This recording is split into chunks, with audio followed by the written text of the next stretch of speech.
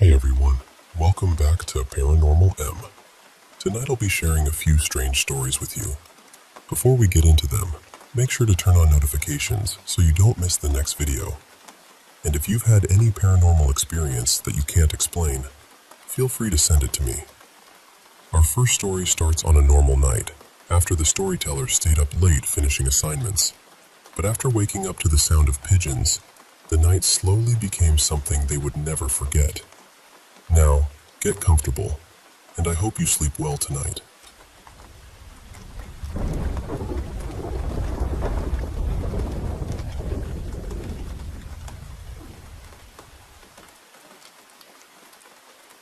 I remember it started as a completely ordinary night. I had stayed up way too late finishing some assignments, and by the time I finally got into bed, it was around 2 in the morning. I was tired, but not the kind of tired where you just disappear into sleep. It was that restless kind, where your body wants to shut down, but your mind keeps pacing around like it forgot something. Then, sometime around 3, I woke up to the sound of pigeons outside my window. I know the time because there's a clock hanging right across from my bed. It's one of the first things I see whenever I open my eyes. I remember staring at it, feeling annoyed and uneasy, because I already knew falling back asleep was going to be difficult. My room has a window right behind my bed. I usually keep it open for fresh air, but because there are so many pigeons around the building, I have this thin, removable mesh screen covering it. It's not something I touch often unless I'm cleaning it. That night, after waking up, I started sweating for no clear reason. I kept turning under my blanket, trying to calm myself down. Eventually, after a lot of effort, I drifted off again. And then, I heard someone calling my name. In the dream, it felt close. Too close. Like the voice wasn't coming from far away, but from right behind me. I turned toward the window. There was this pale figure standing there. White, almost blurred, with no clear face. I couldn't make out any eyes or mouth, but somehow I knew it was looking at me. Then, it grabbed my hand. That's the part I still can't explain properly, because I felt it. I felt the touch. I felt the pressure around my wrist. It started pulling me toward the window, and somehow my hand was already outside, through the opening. And then I woke up. The clock said exactly 4:15. I just lay there for a moment, frozen. I was too scared to move, too scared to look behind me. But eventually I forced myself to check the window. The mesh screen looked like it had been pulled open from the inside. I don't mean slightly loose. I mean it looked like someone had forced it out of place. And I knew I hadn't touched it. I barely ever touched it. After sitting there and overthinking every possible explanation, I called my dad. He came to my room and I told him everything. He said maybe I had done it in my sleep. But that didn't make sense to me. I sleep almost completely still, wrapped up like a mummy. I cover my whole body with a thin blanket, except for my head. And when I woke up, everything was exactly the same. My hands were still tucked inside the blanket. My dad fixed the mesh and told me to try to sleep again. For a while, I tried to convince myself it was just a nightmare. Then, about a month later, it happened again. That night, I had gone to bed earlier because I was exhausted. I woke up to the sound of pigeons flapping their wings outside. This time, I immediately sat up on my bed and checked the window. The mesh was perfectly attached. It wasn't loose. It wasn't hanging. It was secure. No wind could have pushed it open. I checked it carefully, then lay back down. And then I fell asleep. Once again, I heard someone calling my name. It wasn't like a normal dream. I've had dreams before where I know I'm dreaming, where I can control things a little. This was different. I couldn't think clearly. I couldn't speak. I couldn't even look at certain things in my room, like my clock. The voice made me turn around. That same whitish figure was there again. This time, I think it might have had a face, but I can't remember it clearly. Maybe my mind blocked it out. Maybe I just don't want to remember. Then it grabbed my arm. Just like before, it started pulling me toward the window. The second I felt that pull, I woke up. The clock said 4:15 again. I turned and looked at the window. One corner of the mesh was pushed inward, like something from outside had pressed it in. There was an opening big enough for my arm to fit through, and that's what terrified me the most. I live on the 5th floor. There is no way someone could have been outside my window doing that. I left the room and went straight to my dad. He came back with me, stood in front of the window, and didn't say anything for a while. He just stared at it. Then he told me to come sleep in his room. My mom asked what happened, but my dad only said we would talk about it in the morning. The next day, he asked me to explain everything again, slowly and in detail. I told him about the pigeons, the voice, the figure, the pulling, the time, and the mesh. When I finished, he didn't laugh.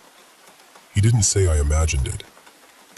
He just told me that if I ever heard pigeons waking me up again at that hour, I should not go back to sleep. He said I should call him, get up, do anything, but not let myself drift off right away. He also admitted that it was strange and that he had no explanation for why it was happening. After that, he bought me an extra thin curtain to cover the window and the mesh. Since then, it hasn't happened again. But sometimes, even now, I still wake up around 3 in the morning to the sound of pigeons outside. And every time I hear them, I remember that window.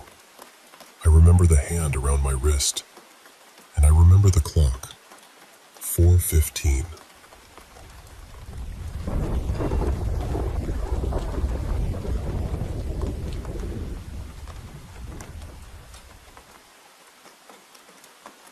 I never used to be the kind of person who truly believed in ghosts. I mean, if someone asked me, I'd usually say, yeah, maybe. Because, honestly, why not? The world is strange enough. But deep down, I didn't really believe there were spirits wandering around houses or anything like that. I believed it was possible, sure, but not something I expected to actually happen to me. And then I stayed at my Nana's house. Her place isn't some crumbling old manor with vines crawling up the windows. It's actually pretty modern, just really big. Big enough that when family came down to visit, all 10 of us could fit without it feeling too cramped. There were babies, cousins, my aunt, everyone. Nana was happy to have the house full, but there still weren't enough beds, so I ended up sleeping on an air mattress in the living room. This all started a few nights ago, on May 24th, 2026. That night, I was lying there with the fan on because the room was warm, watching TV sometime around midnight, or maybe closer to 1 in the morning. I didn't have my phone with me, so I couldn't check the exact time. I was watching one of those creepy true crime mystery videos, the kind you put on even though you know it's going to make every shadow in the room feel suspicious. Everyone else seemed asleep. The house was completely still. Then, out of nowhere, this loud, sharp beeping started. It wasn't a soft little chirp like a smoke alarm battery dying. It was shrill, screechy, painfully loud. It sounded like it was coming from just outside the living room door. At the exact same time, the internet cut out and the video froze. I just lay there frozen for a second, trying to understand what I was hearing. It was so loud that my ears actually hurt. I was just about ready to get up and run to where my mom was sleeping, even though she was all the way across the house, through 2 halls, past the kitchen, and down by the bedrooms. Then it stopped. Just like that. My heart was absolutely hammering. I told myself it was probably nothing. Maybe an alarm. Maybe the router. Maybe some weird electrical thing. So I turned off the TV and tried to fix the internet box beside it, standing there in the dark, still shaken. That's when I heard the banging. Thud. Thud. Thud. And I need you to understand this part, because it's what really got to me. It wasn't coming from upstairs. It wasn't from the walls. It was coming from underneath me. I felt it through the floor, through the air mattress, like something below the living room was knocking upward. The banging got louder for a few seconds, then it stopped too. Same as the beeping. No fade, no explanation, just silence. I barely slept after that. The next morning, I asked my mom if she'd heard anything during the night. The beeping, the banging, any of it. She just looked confused and said she hadn't heard a thing. I explained exactly what happened, and she gave me that look people give when they're trying to be kind, but also think you were probably half asleep. She said maybe I'd been tired and imagined it. I wanted that to be true. I really did. But I know what I heard. And more than that, I know what I felt under the air mattress. I asked my sister and her boyfriend too, because they were sleeping upstairs, not far from where I was. They heard nothing either. That bothered me even more. My mom's room was pretty far away, so maybe I could understand her missing it. But upstairs? The beeping was so loud, I don't understand how they didn't wake up. Then it happened again on May 25th. Same beeping, same internet cutting out, same horrible banging under the floor. And again, nobody else heard anything. The silence afterward was almost worse than the noise, because it made the whole thing feel personal, like it was only happening for me. I still didn't have my phone nearby when it started, so I couldn't record it. But judging by the sky outside, it felt like it happened around the same time as the night before. Then came May 26th. This time, I did have my phone, and when it started again, I checked the time. It was 1:11 a.m. I wish I could say I recorded it, but I panicked. I just froze. The beeping filled the room.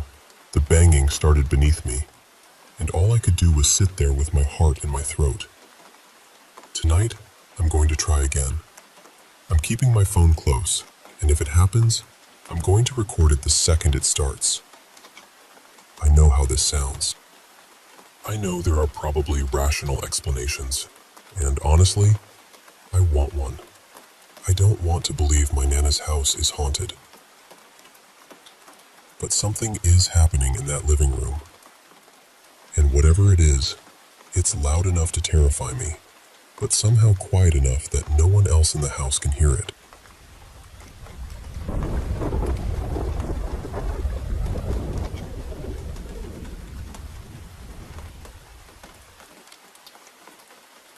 So this happened back in the late 2000s in downtown San Diego. A friend of mine, Darren, had moved into this ridiculously cheap apartment in an old building just above one of our favorite underground bars. The place was called O'Malley's, mostly because the guy who owned the bar also owned the apartments upstairs, and everybody just treated the whole building like one strange, creaky little kingdom. The building itself was old, maybe 4 stories, built sometime in the 1930s, tucked not too far from Golden Hill. And the thing about it was, people said that back in the 60s and 70s, it had been kind of a crash pad for addicts, drifters, and people who had nowhere else to go. Over the years, a lot of people had died in those rooms. So, naturally, everybody said the place was haunted. And honestly, I believe it was. I stayed over there a lot back then. We were all in our late 20s, still living that half-broke, half-wild city life. At first, the strange stuff was small enough that you could almost talk yourself out of it. Doors would slam when there was no draft. Lights would flick on and off right in front of me. I remember turning off the bathroom light, stepping back, and watching the switch click itself right back up. Not a soft little wiggle either, a full, deliberate click. Then there were the footsteps. You would hear what sounded like a whole crowd pounding down the hallway outside the apartment. Heavy feet, fast, like people rushing the stairs. I would yank the door open, expecting to see somebody, anybody, but the hall would be empty. And the way the stairs were set up, if actual people had been running past, I would have seen them turning the corner or heading down to the next floor. But there was never anyone there. That kind of thing happened all the time. The moment that really stayed with me, though, happened one afternoon when I was there by myself. Darren was at work, and I was sitting in the tiny living room watching an old mystery show with the kitchen behind me, separated by this little half wall. Out of nowhere, I heard drawers sliding open, then cabinets. Then the kitchen faucet blasted on full force. I called out, thinking maybe Darren had come home early. Nothing. No answer. No sound of the front door opening either. And in that apartment, you absolutely would have heard it. That door had a heavy latch and a floorboard right inside that complained every time somebody stepped on it. I sat there frozen for a few seconds, and I could feel every hair on my arm standing up. I called his name again. Still nothing. Eventually, I forced myself to get up and look into the kitchen. Several drawers were open. A couple of cabinet doors were hanging wide. The faucet was running hard into the sink. And there was no one there. Nobody had come in. Nobody had gone out. I was alone in that apartment, standing there with the water roaring and this awful feeling that I had just walked in on something I was not supposed to see. That building had a presence to it. Not just one ghost either. It felt crowded in a way. Like there were layers of people still lingering there, each one carrying whatever they had brought with them from life. I never really felt hatred from them, though. That is the strange part. It did not feel evil to me. Sad, maybe. Restless. Sometimes almost desperate. It felt like they wanted to be noticed, like they wanted someone to understand they were still there. After a while, I started speaking out loud whenever something happened. I would say, "I know you're here. I'm sorry if I'm in your space. I don't mean you any harm." And I meant it. Because whatever those spirits were, I always had the sense they were trapped more than threatening. Like they were tied to that place by old hunger, old pain, old habits they could not put down. That apartment above O'Malley's was one of the strangest places I have ever spent time in. I do not expect everyone to believe it, but I know what I heard. I know what I saw. And I know I was not alone up there.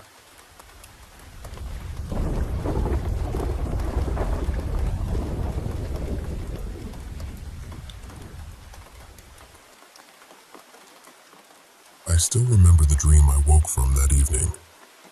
It wasn't really a dream, not the kind that disappears the moment you open your eyes.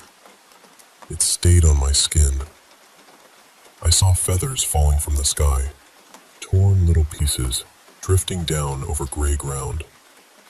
There were bullet shells everywhere, shining faintly like dead insects in the last light of day. Then I woke up. The ceiling fan was turning above me, slow and tired, as if even it had lost interest in going in circles. I looked at the clock. 4:30 in the afternoon. That meant I had 6 hours before the park. 6 hours before 10:40. My name is Kamalish. Years ago, people used to call me a detective. Not in the grand way.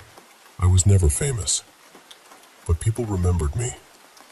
They lowered their voices when they said my name, as if intelligence itself required whispering.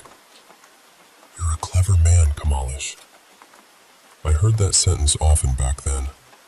Now it sounded like something left behind in an old room. I was almost 60, and by then I had learned one uncomfortable truth about life. Sometimes we do not become what we love. Sometimes we become what we failed to finish. I went to the bathroom, splashed water on my face, and looked at myself in the mirror. "So tell me, Detective Kamalish," I said softly, "after all these years, what exactly did you solve?"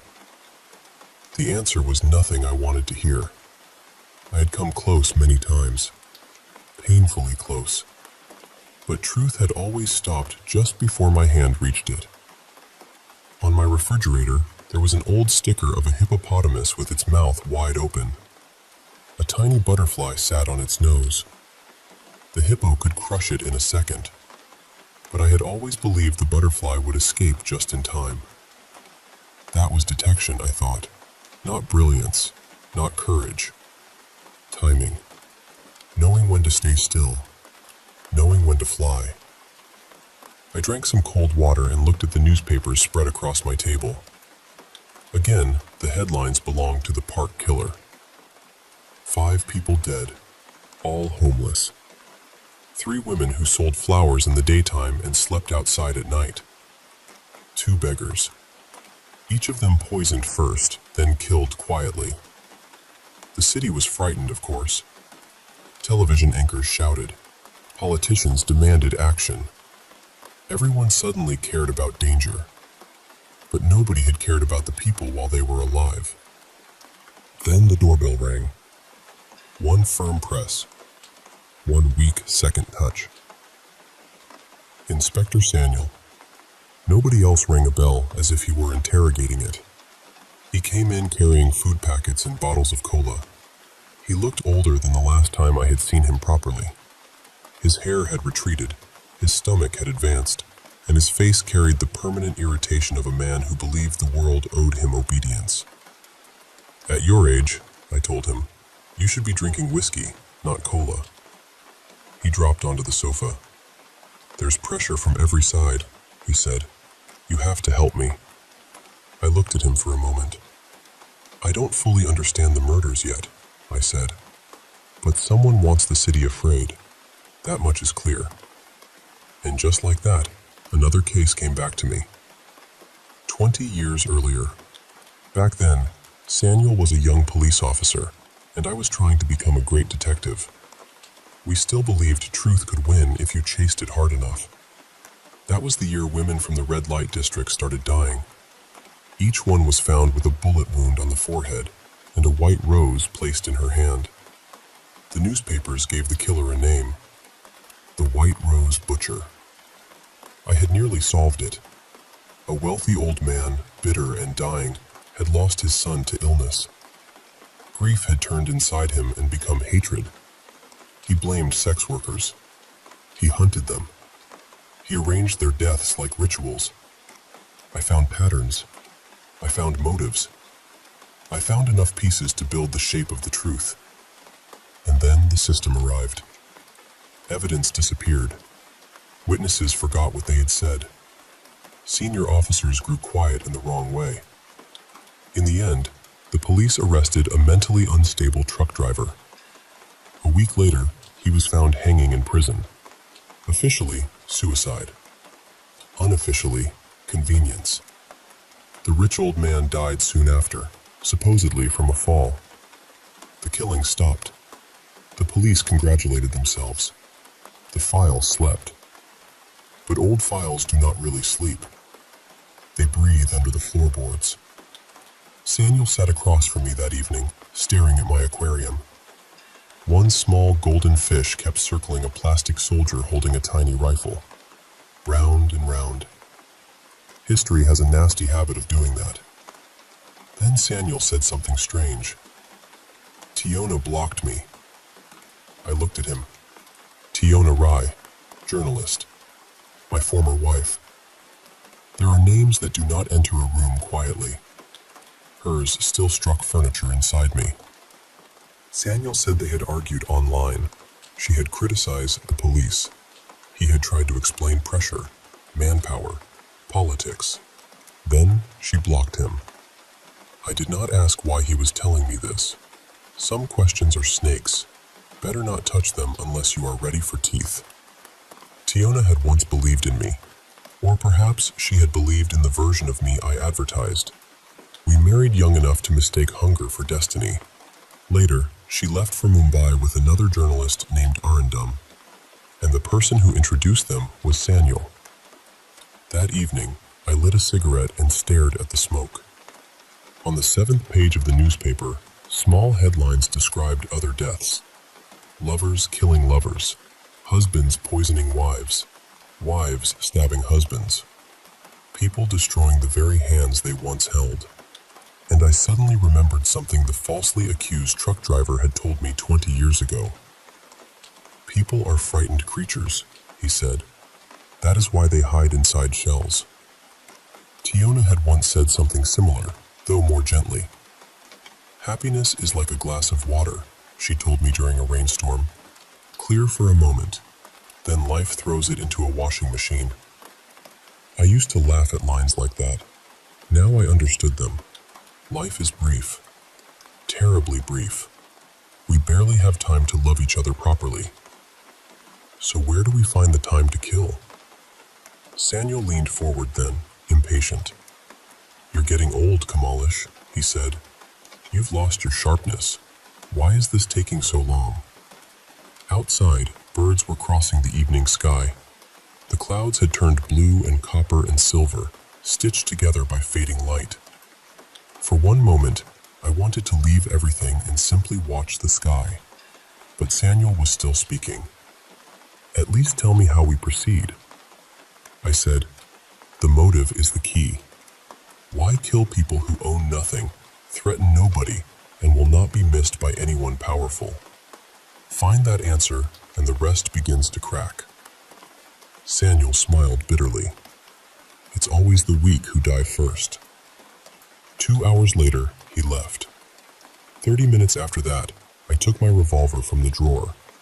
For 3 days, handwritten notes had been appearing in my old mailbox. Nobody used that mailbox anymore, which made the notes feel even more personal. The first said, "You came alone. You will leave alone, but words remain." The second said, "Meet me." The third said, "Come to the park at 10:40 p.m. That time mattered. 20 years earlier, the White Rose killings had also happened between 10 and 10:40 at night. Only the hunting ground had changed. Then, it had been brothels, empty roads, and dark alleys. Now, it was parks. I walked through the city slowly. In a small town, 10 at night already feels like midnight. Add a serial killer, and silence becomes a locked door. 2 stray dogs slept beneath a yellow street lamp. The park gate opened with a tired creak. No police. That was strange. A patrol jeep passed nearby without stopping. And then I knew. Someone was behind me. Not close. Not far. Just near enough for the air to change. Then I smelled perfume. Old perfume. The same kind I remembered from the body of the first woman killed 20 years ago. For some reason, I felt unbearably tired. Not frightened. Just tired. Then the rope came around my throat. It tightened so fast I had no time to reach my gun. I fell backward, choking, dragged across the ground like an animal. The perfume grew stronger. Through my blurred vision, I saw a figure in black cloth. Then someone struck him from the side. Hard. The attacker stumbled. Before he could run, men came out from the darkness. Plain clothes. Detective branch. Armed and ready. I got to my feet slowly, coughing, breathing like my lungs had been dragged over gravel. Then I looked at the masked man. "It's over, Sanyal," I said. No one moved. The mask was pulled away. And there he was, Inspector Sanyal. 20 years earlier, his uncle Murganka had been involved in the White Rose murders.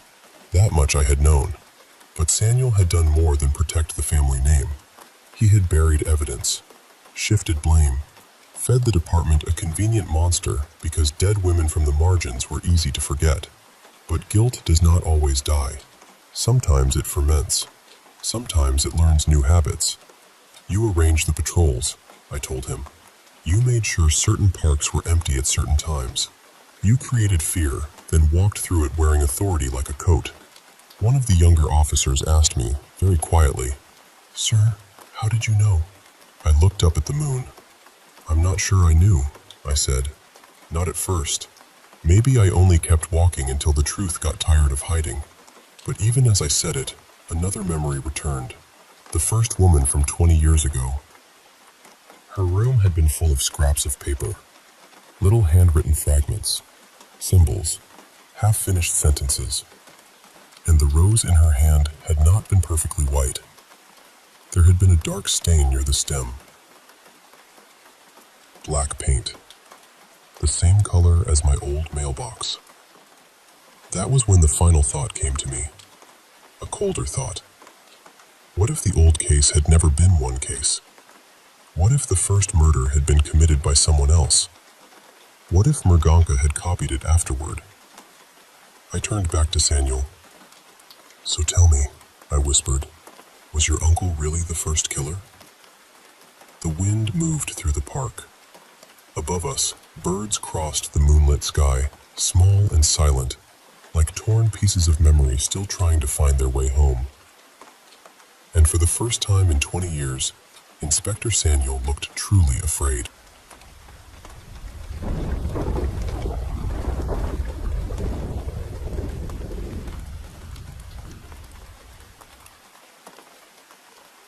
So this happened on a Sunday night.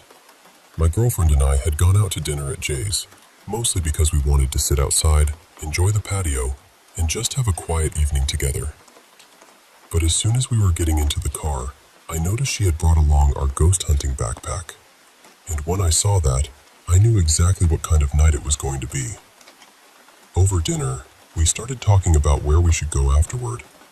We both felt like there was still something unfinished around St. Augustine School and the old church nearby. So after we ate, we ended up back on 6th Avenue, near those hidden steps by the abandoned church. We set out the EMF readers and a couple of cat balls, just to see if anything would respond.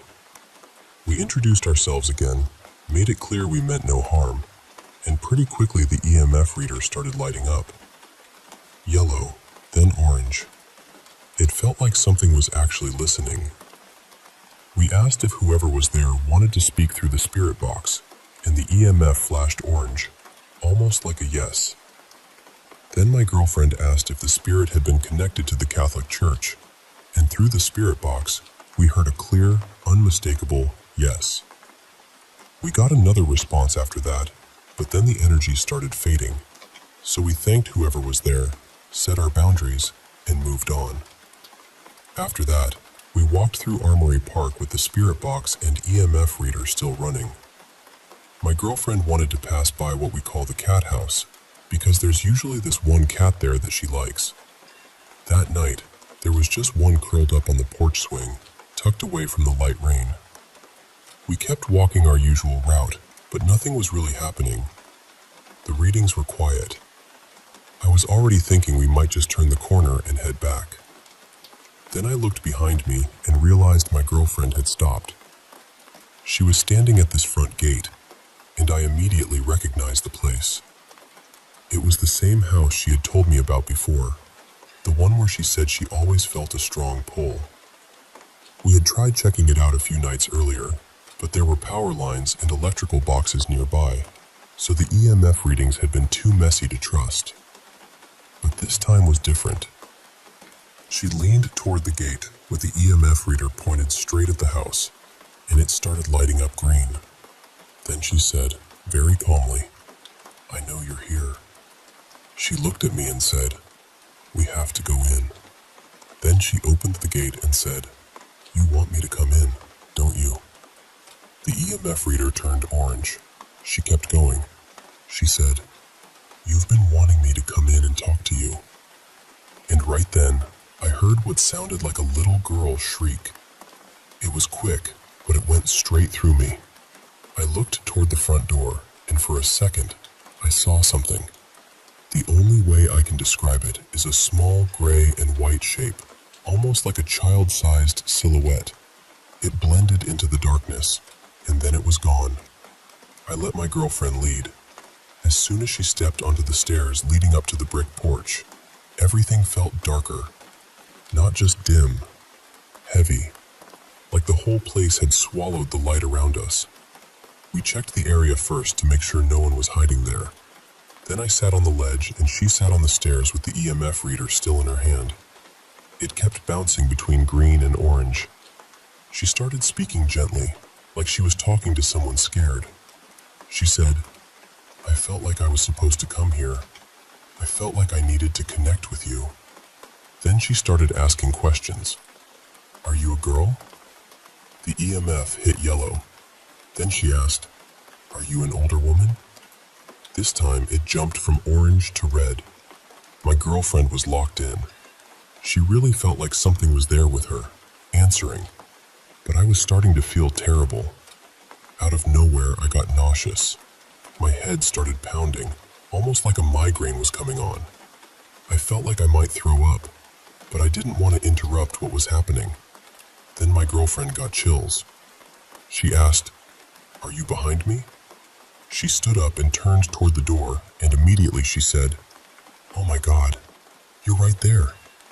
She saw a round, grayish orb near the doorway, and then it vanished. She looked back at me and could tell I wasn't okay. She asked if I was all right, and I told her I felt sick, but I wanted her to keep going. She asked a few more questions, trying to figure out if the spirit was a mother, or maybe a sibling, or a child. The EMF hovered around green and yellow. Then I noticed a couple walking past the house, so I quietly warned her. She stopped talking and waited until they were gone. After that, she decided to close the conversation. She thanked whoever was there, told them we meant no harm, and set firm boundaries before leaving. By then, I was gagging. I honestly felt like I was about to vomit. We got out of there and made it back to the car. She knew I wasn't doing well, so we didn't talk much right away. When we got home, I took some medicine, showered, and we ordered food.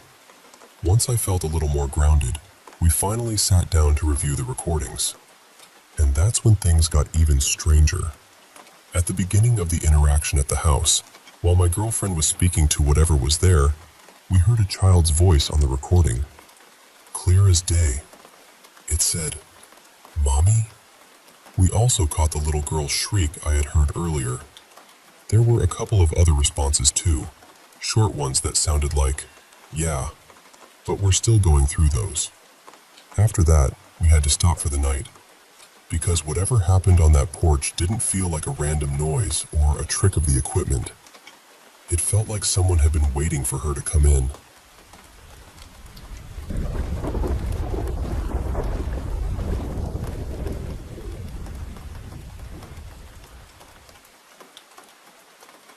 Let me tell you a story I've always found both strange and fascinating. In old Thai folklore, people spoke of a creature called the Sua Sameng, a were-tiger, and there were said to be two kinds. The first was a real tiger of the forest, one that had grown old, cunning, and dangerous. After taking many human lives, people believed a dark spirit could enter it, giving it an almost human awareness. But the second kind was even more unsettling. This was not a tiger becoming something more human. It was a human being becoming a tiger. According to old beliefs, a person who studied forbidden magic could learn the art of changing form. With the right spell, the right ritual, or even a sacred oil, he could turn his body into that of a tiger and roam the deep forest as something no longer fully man. Now, this was not only a village tale whispered beside cooking fires. One account was connected to the royal journey of King Chulalongkorn during his visit to Chanthaburi in 1876.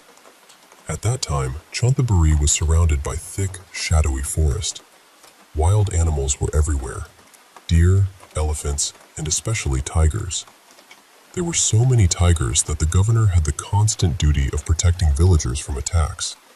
And these were not distant threats. People said tigers sometimes came right into homes and dragged people away. The fear became so heavy that villagers were afraid to work, travel, or even move about freely. So the governor gathered skilled forest men and gave them firearms. Others built tiger traps. A serious hunt began, and many tigers were killed or driven far back into the wilderness. For a little while, people could breathe again. But then another fear rose up. Rumors spread that a Sua Sameng, a were-tiger, had appeared in the district. The story said that in the Khmer lands, there had been a master of occult magic who made a special oil of transformation. 3 of his students secretly used it on themselves and changed into tiger form. They wandered into Chanthaburi, and one of them became especially savage, killing several people in nearby areas. The master followed after them and warned the villagers. He told them that if they met one of these tiger men, they should strike it with a carrying pole or cover its footprints with a coconut shell. That, he said, might force it back into human form. But there was one terrible condition. If the tiger had already tasted human flesh, then it could no longer return. Something inside it had crossed a line. The man was lost, and only the beast remained. Now, even the king himself seemed unsure whether these stories were true. He recorded them, but you can feel a little skepticism in his words, almost as if he was saying, "This is what people believe, but who can say what really happened?" And there was another story from Satahip. The king once sent soldiers to fetch fresh water from a pond a short distance inland. Local people warned them not to go because a were-tiger had been seen nearby. They said a monk, who was supposedly the creature's master, had followed it through the night and was sitting beneath a sugar palm near the pond, waiting for a chance to turn his student back into a man. The soldiers were frightened enough to return and report what they had heard. The king wanted to see this monk for himself, but it was already late. By morning, the monk had vanished. And as for whether the tiger had eaten him or not, no one could say. That is what makes these old stories so haunting to me. They stand right at the edge between history and legend. There are royal records, real places, real fears, and yet at the center of it all is something wild and impossible. Maybe the were-tiger was only a way for people to explain the terror of man-eating tigers. Or maybe, in those deep forests of Chanthaburi, people truly believed that some men could surrender themselves to darkness and walk the earth in another skin. Either way, the story of the Sua Sameng still lingers, half in the jungle, half in the human heart.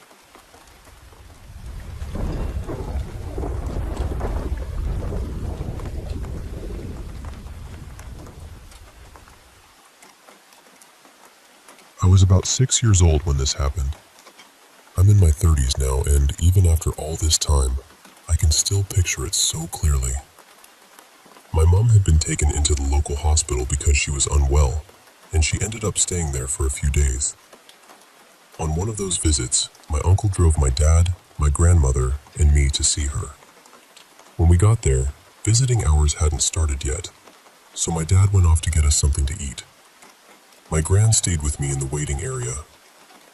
That's where we met him. There was an older man sitting nearby, with a pair of crutches resting against the bench beside him. He was warm, funny, and easy to talk to. Even as a little kid, I remember liking him straight away. My gran seemed to like him too.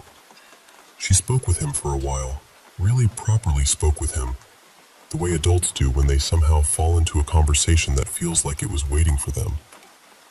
He told us he was there visiting his wife. The thing I remember most, apart from how kind he seemed, was that every so often he would reach for his crutches and force himself up. It clearly hurt him. You could see it in his face and in the way his body moved. But still, every 10 minutes or so, he made himself stand and shuffle around a little, as though he had to keep moving. The next day we went back to the hospital. I ended up in the same waiting area again, sitting in almost the exact same place, with my gran beside me. And the old man was there again. But this time, everything was different. He wasn't sitting down. He was standing, propped on his crutches, but he didn't seem to be in pain anymore. There was no strain in him, no discomfort. And around him was this beautiful golden light. I don't mean a little glow from a window or a reflection from the floor. I mean he looked as if he was wrapped in it. It stretched around him, soft and bright, almost like a shining outline. It made him look peaceful, almost regal, and he was staring right at me. I remember asking him, completely randomly, whether he had a Sega Mega Drive. I was 6, so that felt like a perfectly normal thing to ask an old man in a hospital waiting room. My gran didn't look at him. She didn't answer him. She just looked at me and said something like, "Your game? No, love, we couldn't bring that with us. This is the hospital." Her voice was strange, flat, almost sharp. Not cruel exactly, but colder than she usually was with me. The old man spoke to her then. I can't remember the exact words, only that he was trying to make conversation. She ignored him completely. That confused me more than anything. The day before, she had been happily chatting away to him. Now she was acting like he wasn't there at all. I looked at her, waiting for her to acknowledge him, waiting for her to laugh or answer or say something that proved we were all seeing the same thing. But she didn't. He just stood there, leaning on his crutches, looking almost hurt by it. Not angry, just sad. Like being ignored genuinely upset him. Then my dad came back with food, and my gran spoke to him normally. She spoke to me normally. She spoke to a member of hospital staff. Everything around us carried on exactly as it should have. Except for the man. When it was time to go up to my mom's room, we walked away from him as if he had never been standing there at all. I kept looking back. He watched me the whole time as I was being led away.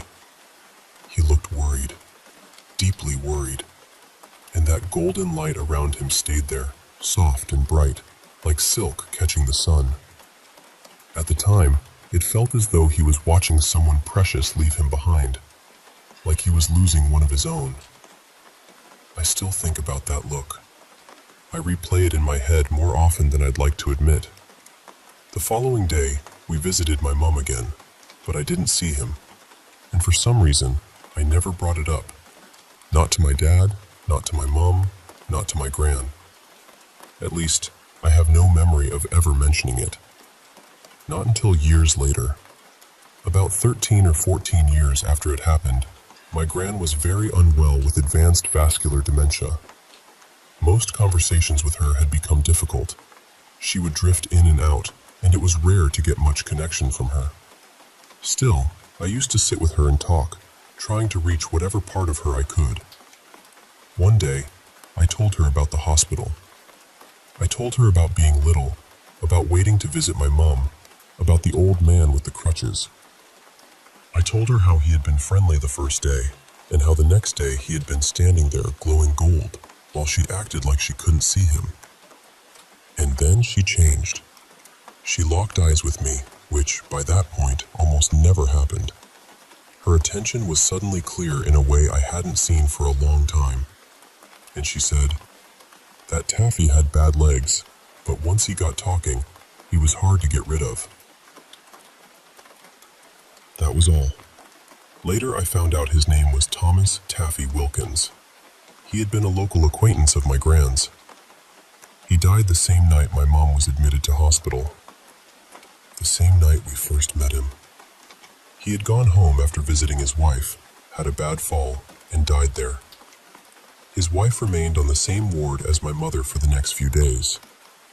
And all these years later, I still don't know what I saw in that waiting room.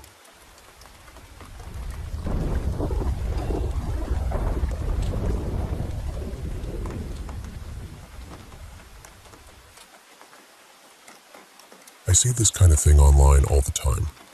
Someone grabs a camera, a flashlight, maybe one of those little blinking gadgets, and heads off to investigate the haunted, abandoned place in town.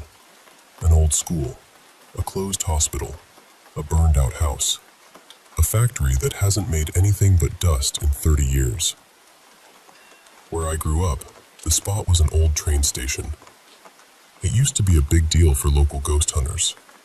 People posted pictures and videos all over the forums, claiming they'd caught shadow figures, ghost children, whispers from the dark, all of that.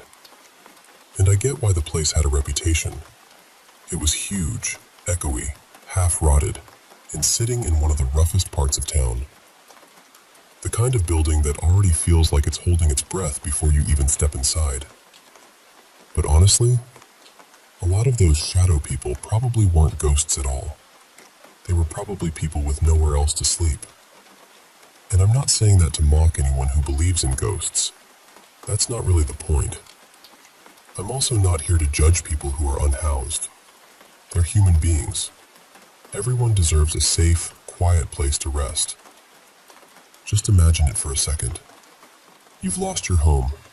You're exhausted, cold, maybe scared, and you find shelter in this old train station because it's the only place you can get out of the wind for a while. You finally find a corner where you might be able to close your eyes. Then, out of nowhere, some guy bursts in with a flashlight bright enough to peel paint off the walls, a camera in your face, and a bunch of noisy equipment. He starts yelling, "Is anyone here? Can you tell me your name? How did you die?" And you're just lying there thinking, "I'm not dead. I'm trying to sleep." Then the light swings toward you, and of course you get up and try to move away. Anyone would. But now he sees your shadow on the wall and thinks he's caught evidence of a spirit. So he either starts chasing you, screaming, or runs away screaming, and the whole thing ends up online.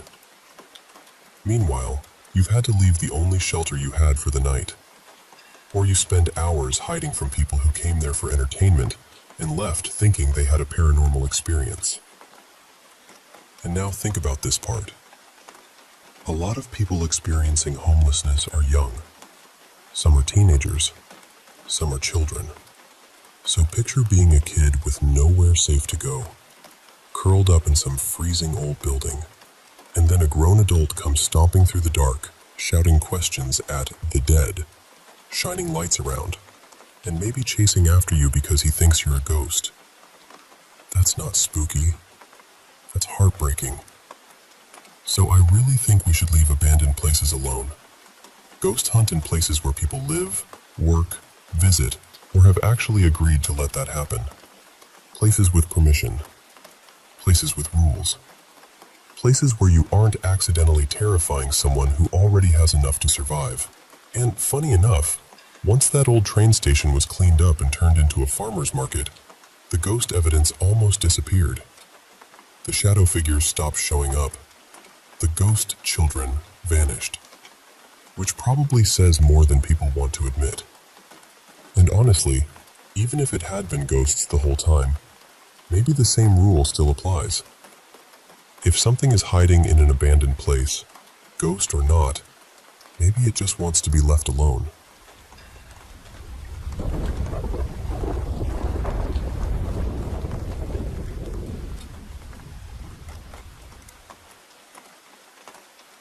Hey there. I want to share a story that's really close to my heart. Something about why my grandparents always warned me to stay out of the attic. I grew up on a quiet farm, raised by my grandparents after my parents passed away in a tragic car accident. Life was simple. No TV, just me outside helping with chores, feeding animals, and tending crops. My grandparents sold what we grew and raised at the local market about half an hour away. They were gentle, loving folks who let me roam and explore freely, even giving me a phone when I turned 13. But there was one rule they never bent. Never, ever go into the attic. It was right above my bedroom, but I only caught a glimpse once when Grandpa went up there. It was dark and empty, or so I thought. One night when I was 13, I was just about to fall asleep when I heard a soft groan from above.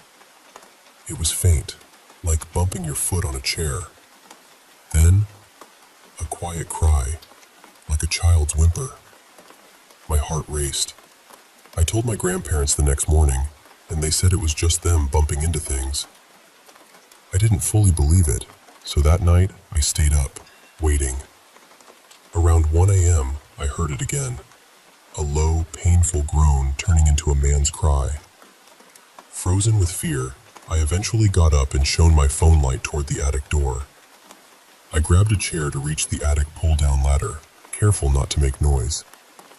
As I climbed up, a terrible smell hit me, a mix of skunk and something harsh. Inside, I found dusty boxes and old family portraits, including one of my mom, pregnant with me, and my dad. Then, a desperate groan came from a corner.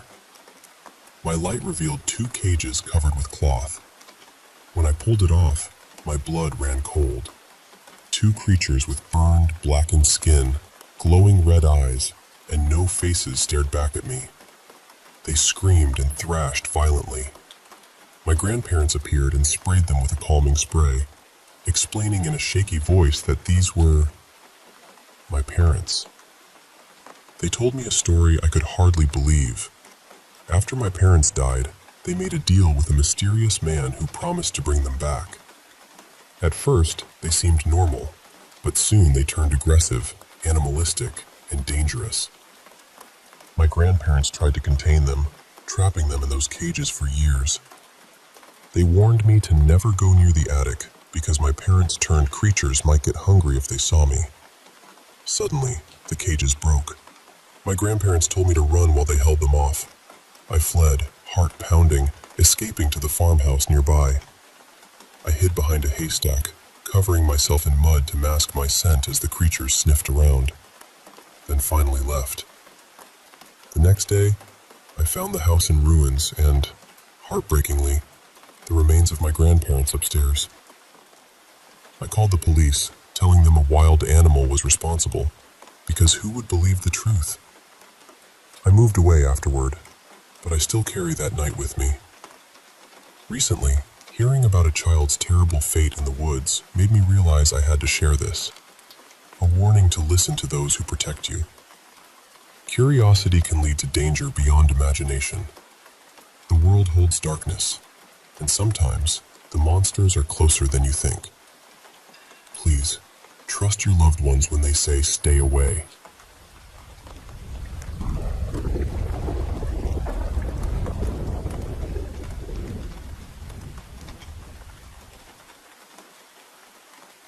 Hey, I want to share something personal with you. Something that's haunted me for years. It's about the woods near where I grew up and the terrifying presence that lives there. I hope by telling you this, it'll serve as a warning, because what I experienced was very real and very dangerous. So, I'm Liam. When I was a kid, my dad left us, and my mom decided to leave the city behind to start fresh. We moved to this tiny cabin deep in the Wisconsin woods when I was about 10. At first, I really hated it. Those woods? They scared me to death. Every time I looked out the window, I'd get this chill, like something was watching me from the shadows between the trees. It wasn't just a feeling. It was this deep, bone-chilling presence that never left me, not even as I got older. Walking to school through those endless, towering trees was the worst. I'd sense eyes tracking me from above, and it made me feel small and vulnerable. Funny thing is, my mom felt the exact opposite. She loved the woods. She'd take long walks, paint the trees, and always told me she felt safe and protected there. I never understood that. To me, it was the opposite. The woods were a place of dread. One night, I saw something. A huge silhouette with long arms, hunched, staring right at me from the darkness. I froze, but when my mom came in, it vanished. I tried telling her, but she just brushed it off, saying the woods were our shield from the bad in the world. I wanted to believe her, but I knew what I saw. Then, one morning on the walk to school, I heard snapping branches behind me. I didn't dare look back at first, but when the sound came again, I bolted. Fast footsteps chased me, and I ran until I burst out of the woods, my heart pounding. I told my best friend Jake, who lived nearby, and shared my fear. He even admitted he'd seen something too. We tried walking home slowly together, hoping that if we stayed calm, the thing wouldn't chase us. But the snapping sounds followed, closer and louder, until we sprinted to my cabin, locking the door behind us. That night, I looked out my window again and saw it closer. This grotesque creature with a hunched back, long clawed fingers, no eyes, but somehow its gaze locked onto me. It wasn't human. wasn't any animal I'd ever seen. It was a predator, and I was its prey. The next day, the worst happened. Jake disappeared. His parents found his room empty. I was terrified, convinced the creature had taken him. I begged my mom to believe me, but she just said he might have run away, not understanding the danger lurking just beyond our cabin. At school, everyone was buzzing with rumors. Some thought Jake ran off, others whispered darker things. I wanted to scream the truth, but no one would listen. I felt alone, scared, and desperate. That night, I made a plan. I packed a flashlight, extra batteries, water, and pepper spray my mom gave me, and waited until she went to bed. Then, I slipped out into the woods to find Jake. The forest was eerily silent. No crickets, no owls, just darkness. When my flashlight died, panic set in. I scrambled for batteries, and when I turned it back on, I saw it. The creature, right in front of me. Its skin was raw muscle, its mouth full of razor-sharp teeth, no eyes but a terrible grin. It grabbed me by the head and dragged me into a dark cave I'd never seen before. I was hung upside down, ropes binding my ankles. There, I saw Jake's orange shirt on the ground. The creature spoke in a deep, gruff voice, calling me food, telling me it had been watching me and that Jake had tasted wonderful. I asked what it was. It said it was an ancient being, almost extinct, ruling the woods for centuries, preying on anything that dared enter. It only hunted kids because they tasted the best. It had no eyes but tracked scent like a predator. Just as it was about to eat me, I managed to spray it with pepper spray. It shrieked and dropped me. I ran, heart pounding, until I burst out of the cave into the daylight.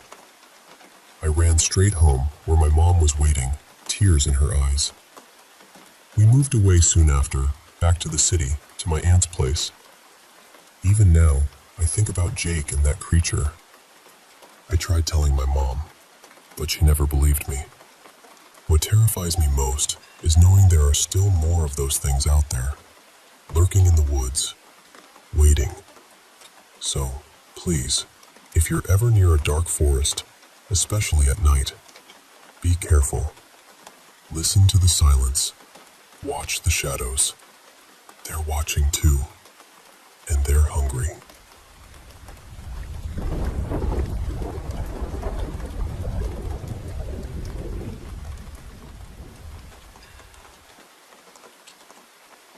Hey there.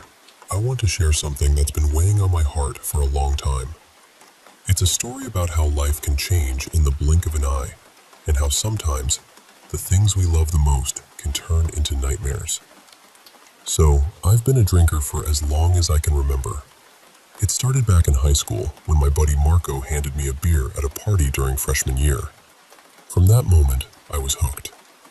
I won't lie, it was rough. Flunked almost all my classes, barely scraped by graduation. My days were filled with parties and nights of drinking, thinking I was invincible, like nothing could touch me. After high school, I bounced around jobs, getting fired for showing up drunk or missing work because of hangovers. Eventually, I gave up trying to hold down a job and just holed up in my parents' basement, playing video games and drowning in beer. My parents were tough on me, saying things like, "Ethan, you're going to ruin yourself if you keep this up," or "Get your act together." I never listened. I felt hopeless, like I was stuck in a cycle I couldn't break.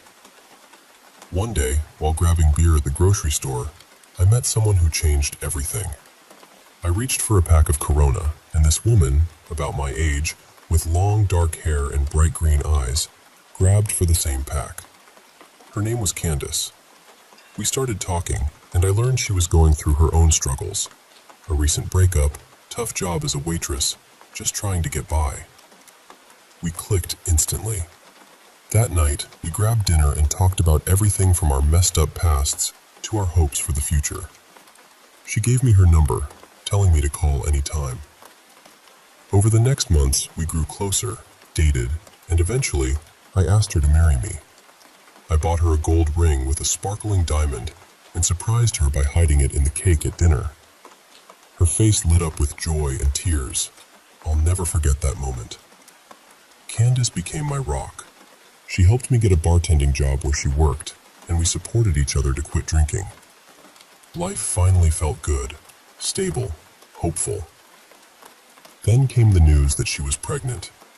We were over the moon, preparing a pink nursery for our baby girl, whom we planned to name Brielle. But as the due date neared, Candace got sick. Really sick.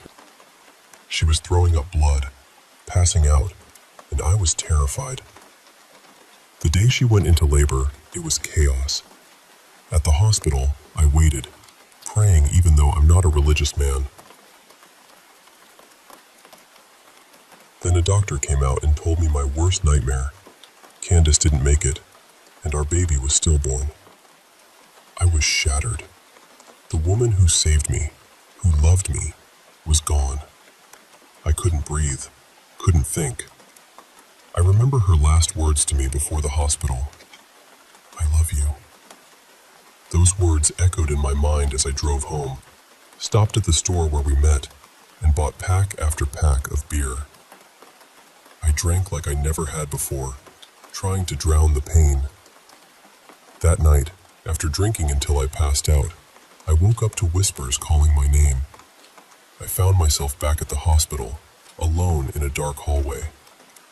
Then I heard Candace's voice, telling me she was okay and to come see our child. I ran to a room where she held our baby, but the sight was horrifying. Our daughter was covered in blood, her eyes missing. Candace's face was grotesquely distorted, her skin rotten and eyes black. She begged me to hold our daughter, but I ran away, terrified. The creature that looked like Candace chased me, pleading for me to complete our family. I was trapped, desperate to escape. Then everything went dark. The voices kept calling my name, louder and louder, until silence. I woke up in an ambulance, paramedics working frantically to save me. One of them, a woman with dark hair, reminded me of Candace. I whispered to her, promising I was coming back, that I wouldn't leave her again. I survived, but I was broken. I was sent to rehab, and I still hear those whispers at night, see that horrifying creature in reflections. It's like the shadows of that night never left me. Now, there's another story I want to warn you about. The tale of a boy named Greg and a Thomas the Tank Engine episode called Sir Topham Hatt's Day Off. Greg loved Thomas, even when others mocked him. One day, he found an old VHS tape with that title. Despite warnings from his father, he watched it and saw something terrifying. The episode showed the beloved trains being shot by Sir Topham Hatt, who had bloodshot red eyes and a sinister smile. The images haunted Greg, giving him nightmares for years. His therapist tried to help, giving him a red stress ball to squeeze whenever the memories returned. Eventually, he even passed a test of recovery when handed a Thomas toy. But the horror didn't end. That same day, news broke of a 10-year-old girl found dead with the same tape nearby. Greg's world shattered again, the terror of that cursed episode still very real. So, if you ever come across a Thomas the Tank Engine episode called Sir Topham Hatt's Day Off, please, don't watch it. Some things are better left forgotten. Thanks for listening. I hope sharing this helps someone out there feel less alone in their struggles. And remember, sometimes the darkest nights can lead to the brightest dawns, if you let them.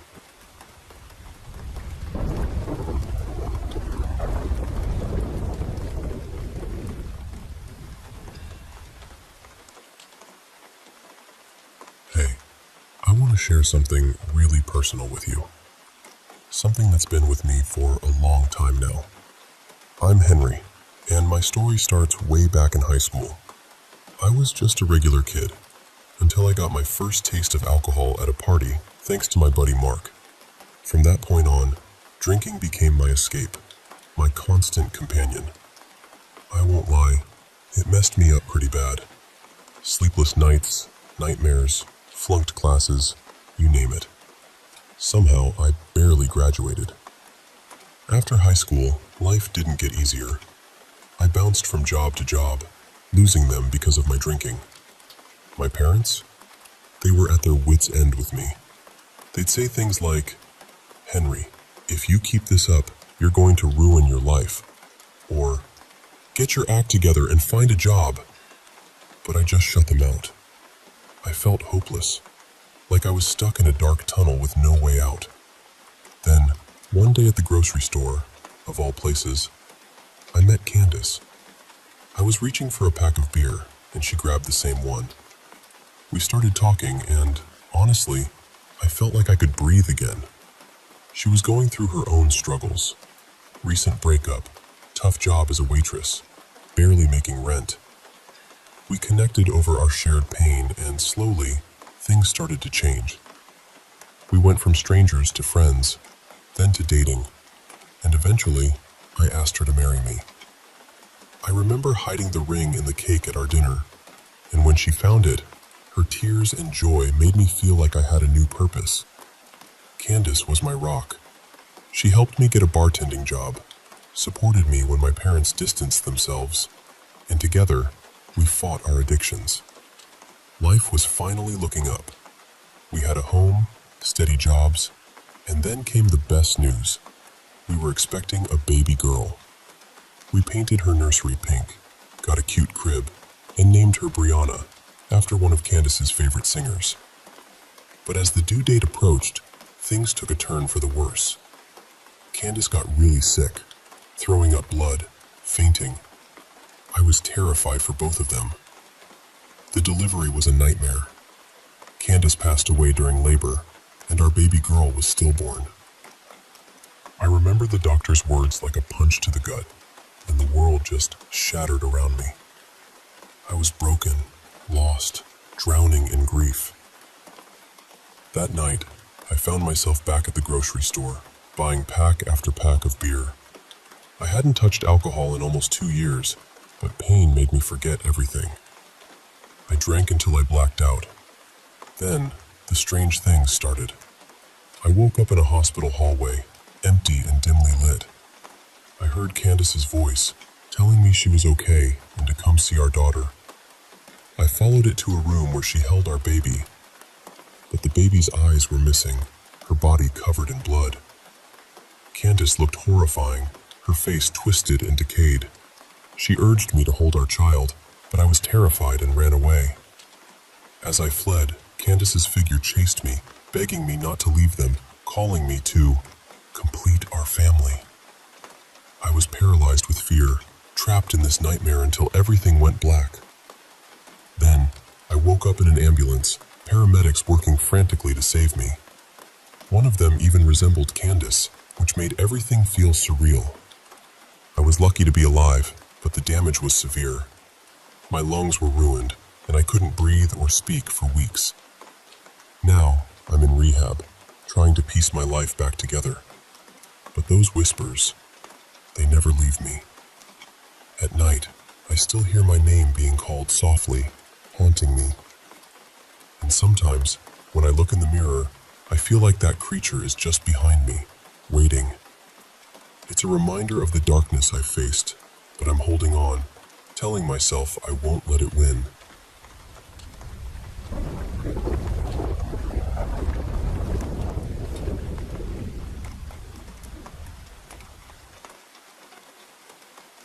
Hey, I want to share a story with you. Something that's been on my mind for a long time. It's about second chances, strange encounters, and a son unlike any other. I'm not one for drama, just a regular guy named Dave.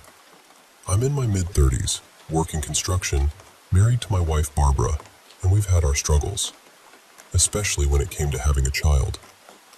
Barbara and I wanted a baby so badly, but it just never happened. Watching friends start families while we faced disappointment was tough. Barbara held on to hope longer than I did, but after a while, we decided to try adoption. On the way to the adoption center, Barbara was quiet, tears quietly falling. Then, at the clinic, we met a man named Kyle. He called himself Lazarus. Tall, with striking green eyes, he seemed to know more about us than he should. He told us he was a servant of a higher power. Not the God we knew, but someone else. He offered to help us have a child of our own, and despite my doubts, Barbara accepted a strange purple potion from him. She drank it, collapsed, but after some rest, the doctors confirmed she was pregnant. It was a miracle, but one wrapped in mystery. When our son was born, Lazarus showed up again, handing us a list of rules we had to follow. Rules that seemed bizarre and frightening. Calling our son only by the name Lazarus, never looking at him while he ate, keeping him isolated from other kids, making sure he was in bed by 10 p.m., and some even darker, like keeping him chained outside on his 15th birthday. We followed the rules out of fear and hope, but as Lazarus grew, he changed. His mood darkened, he screamed at night, and one time Barbara saw his eyes glow yellow. The things we feared seemed real. On his 15th birthday, we chained him in the shed like the rules said, but the chain broke. That night, a creature, not quite our son, prowled the house, growling and searching. We hid, terrified, as the creature's glowing yellow eyes searched for us.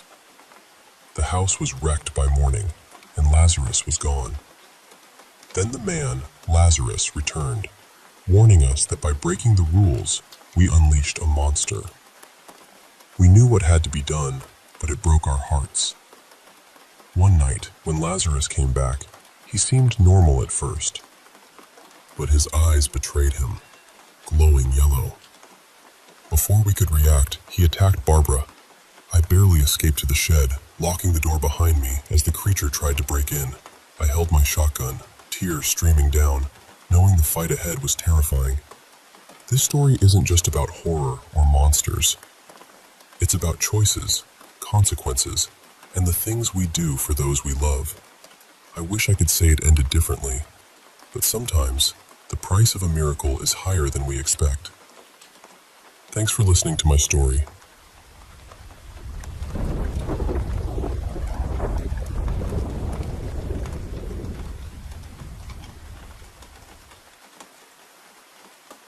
Hey, I want to share with you a story that's honestly changed how I see things forever. It all started when I was 16, just a regular high school girl named Emma. I wasn't really into all that internet mystery stuff, especially the dark web. Honestly, I had way better things to do, like hanging out with my friends or getting my nails done. But one day at school, my friend Kelly told me about her boyfriend getting dared to go on the dark web. She said, "There's some really creepy stuff there. Videos of cults, sacrifices, super disturbing." And I was like, why would anyone want to see that? Gross. Kelly agreed, and we didn't think much more of it. Except at lunch, everyone was buzzing about Robbie's dare and how maybe one of us should try it. I stayed quiet, not wanting any part of it. I knew the dark web had awful stuff, violent things, illegal things, and I was not about that life. Then my other friend, Christine, jokingly said, "Hey, maybe Emma should do it." I immediately said no. But then my friends started chanting, "Do it, do it, do it." I was so embarrassed, but eventually I just gave in and shouted, "Fine, I'll do it." They cheered, and Kelly said, "Okay, but you have to FaceTime me while you're on, and Robbie will send you a link." I was mad, but whatever. I figured I'd just glance and get it over with. That night, Robbie texted me a link and said, "Good luck." I got goosebumps, but I wasn't about to chicken out. I FaceTimed Kelly as I opened the link, grumbling, "This is so stupid. Can't believe I'm doing this." She laughed and said, "You just have to click on one site, then we'll all have a good laugh." The page loaded, a black screen with a skull and a bunch of red links. I clicked on the third link and found an auction site. At first, it didn't seem too bad, but then I saw female names with links. I clicked a random one and saw a blurry photo of a girl walking home from school. She looked about my age, brown hair, green eyes. The description said, Tiffany, 16, high school, Riverside. Parents, Helen and Mark. Hair, brown. Eyes, green. Body, petite. And then a price, $20,000. My heart dropped. What is this? I whispered to Kelly. It's like they're selling girls, I said, voice shaking. Kelly freaked and told me to call the police. I was about to hang up to dial 911 when I saw a name at the top of the list. Emma Morgan. My breath caught. I clicked on it, and there I was, a photo of me walking home. The description was detailed and creepy, like they knew everything. My age, my school, my parents, even my body. The price was $60,000. I screamed, tears streaming. I couldn't hear Kelly anymore. I hung up and ran to my parents' room. They came running out when they heard me crying. I told them everything. They checked the website, called the police, but the site was untraceable. They promised to have an officer nearby just in case. That night, I couldn't sleep. The image of that auction haunted me. How did they know all that? Were they watching me? The next day, my friends apologized and suggested we go shopping to take my mind off it. I agreed, but when I asked Kelly to walk home with me, she said her mom was picking her up. My parents were stuck at work, so I had to walk home alone. I told myself, it's just 15 minutes, it's afternoon, people are around. But then, I noticed a man behind me, walking fast. I sped up, but he matched my pace. Panic set in, and I ran. Just as I reached my door, fumbling for keys, I felt a sharp prick in my shoulder, and everything went black. When I woke, I was in a dark room, chained to the floor, a computer glowing in front of me. On the screen, a Google Meet with 50 people watching. I screamed, begged for help. Then, a man stepped out of the shadows. Black jeans, black hoodie, face hidden. He asked, "How much?" The crowd started shouting prices. 60,000, 80,000, 90,000. Then, 115,000. The man said, "Going once, going twice, sold." 2 days later, Kelly was holding a missing person poster. My poster. Tears in her eyes, she looked at my smiling photo. Blonde hair shining, brown eyes sparkling. "Emma, I'm so sorry," she whispered. And that's how a stupid dare on the dark web changed my life forever.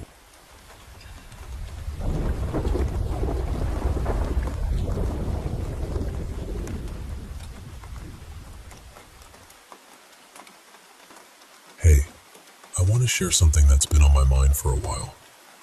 So, I've been seeing my girlfriend Jamie for about 2 months, and I've been over at her place quite a bit. But there was this one night that just felt different. You know how it is when you're a teenager. Anything to spend time with your girl, especially when her parents aren't around. But at Jamie's house, nighttime was always a little weird. Like there was this vibe that something wasn't quite right. What really got to me was going upstairs to the bathroom at night. Every time, it felt like someone was watching me, or maybe just following me closely. It was unsettling. Jamie's mom was cool with me being there late, and when I knocked, she just let me in with that knowing smile and a wink. She told me she was heading out to dinner with her fiancé, and that I had the run of the house until Jamie got back. She joked, "Just don't steal anything," and then left. I settled in the living room, streaming some Seinfeld to keep my mind off things. But when nature called, I had to face those stairs. The dark stairwell freaked me out. I asked Jamie once why the lights in the entryway and stairs never worked for long. She said they'd only stay on for a day or so, and no one knew why. That just made me even more uneasy. So I bolted up the stairs, did my business, and was about to head back down when I heard it. Her dog, Max, was growling at something down the hall. But it didn't sound like Max. He's a tiny Pomeranian. No, this was a deep, angry growl, like a Rottweiler or something way bigger. I shouted, "Max, it's just me," and nearly tripped going down the steps. Max usually sleeps upstairs at this hour, so this growling was off. Then I heard the car door slam outside. Jamie was home. I never told her how freaked out I was by the house, but that night I rented the movie Sinister just to match the spooky mood. I was waiting for her to come in before pressing play. She walked in, the back of her facing me as she shut the door, and I was about to say, "Babe, your dog is acting really weird." But then she turned around, and I froze. The hair on my arm stood up. She was holding Max. She said she'd taken him to her cousin's place to play with the kids. I stammered, "Oh, I didn't realize Max was with you." She smiled and asked, "So what was it you wanted to say about him?" I just told her it was nothing and suggested we watch TV. After that, I avoided those stairs completely.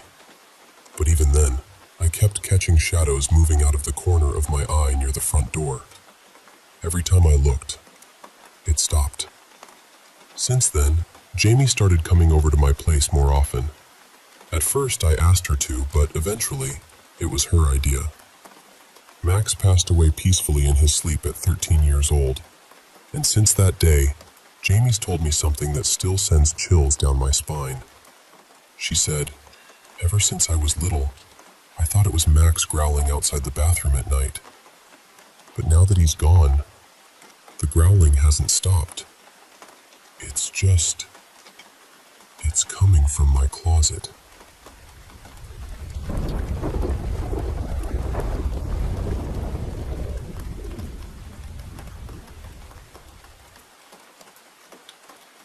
Hey, I want to tell you about this really weird experience I had one night. It was around 2 a.m. and I was just chilling on the couch, flipping through channels to unwind. I landed on the tail end of a sitcom, kind of like a classic family comedy, and then the screen went black for a second before switching to Seinfeld. You know, that's actually my all-time favorite show. But this episode, something was seriously off. Usually, Seinfeld kicks off with Jerry doing his stand-up routine, right? But this time, Jerry was at the mic looking completely out of it. He looked pale, his words were slurred, and he kept nodding off. Then, out of nowhere, he grabbed the mic stand to steady himself and collapsed. There was blood coming from his nose, like a lot, but his eyes stayed shut. It was chilling. Then, a crew member hurried on stage, helped him up, and they took him off, with Jerry clutching his stomach like he was about to throw up. After that, the actual episode started, and I realized I had never seen this one before. I mean, I've watched every episode multiple times over the years, and Jerry never got taken off stage like that. I just kept thinking, why would they leave that in? What is going on here? The scene shifted to Jerry standing in his kitchen, but it wasn't the usual clean, familiar kitchen from the show. This was some dingy, run-down place. Walls stained, dishes piled up everywhere, just a mess. Jerry looked awful. 2 black eyes, mouth hanging open, drool pooling on the floor, barely conscious. Then the buzzer rang, and without hesitation, he let whoever it was in. It was Elaine. But this wasn't the Elaine we know. She looked worse than Jerry. Her clothes were torn and dirty, her skin pale and gaunt, her face scarred with smudged makeup, hair wild and tangled. She came in and kept shaking Jerry, saying over and over, "Jer, wake up, wake up." But Jerry just kept mumbling, what?" and wiping his face, barely responding. I won't lie, it was haunting. This version of the show was like a twisted nightmare of the characters we thought we knew. It felt so real, but at the same time, completely surreal. It stuck with me ever since, and honestly, I still don't know what to make of it. Just thought I'd share this strange little piece of my night with you.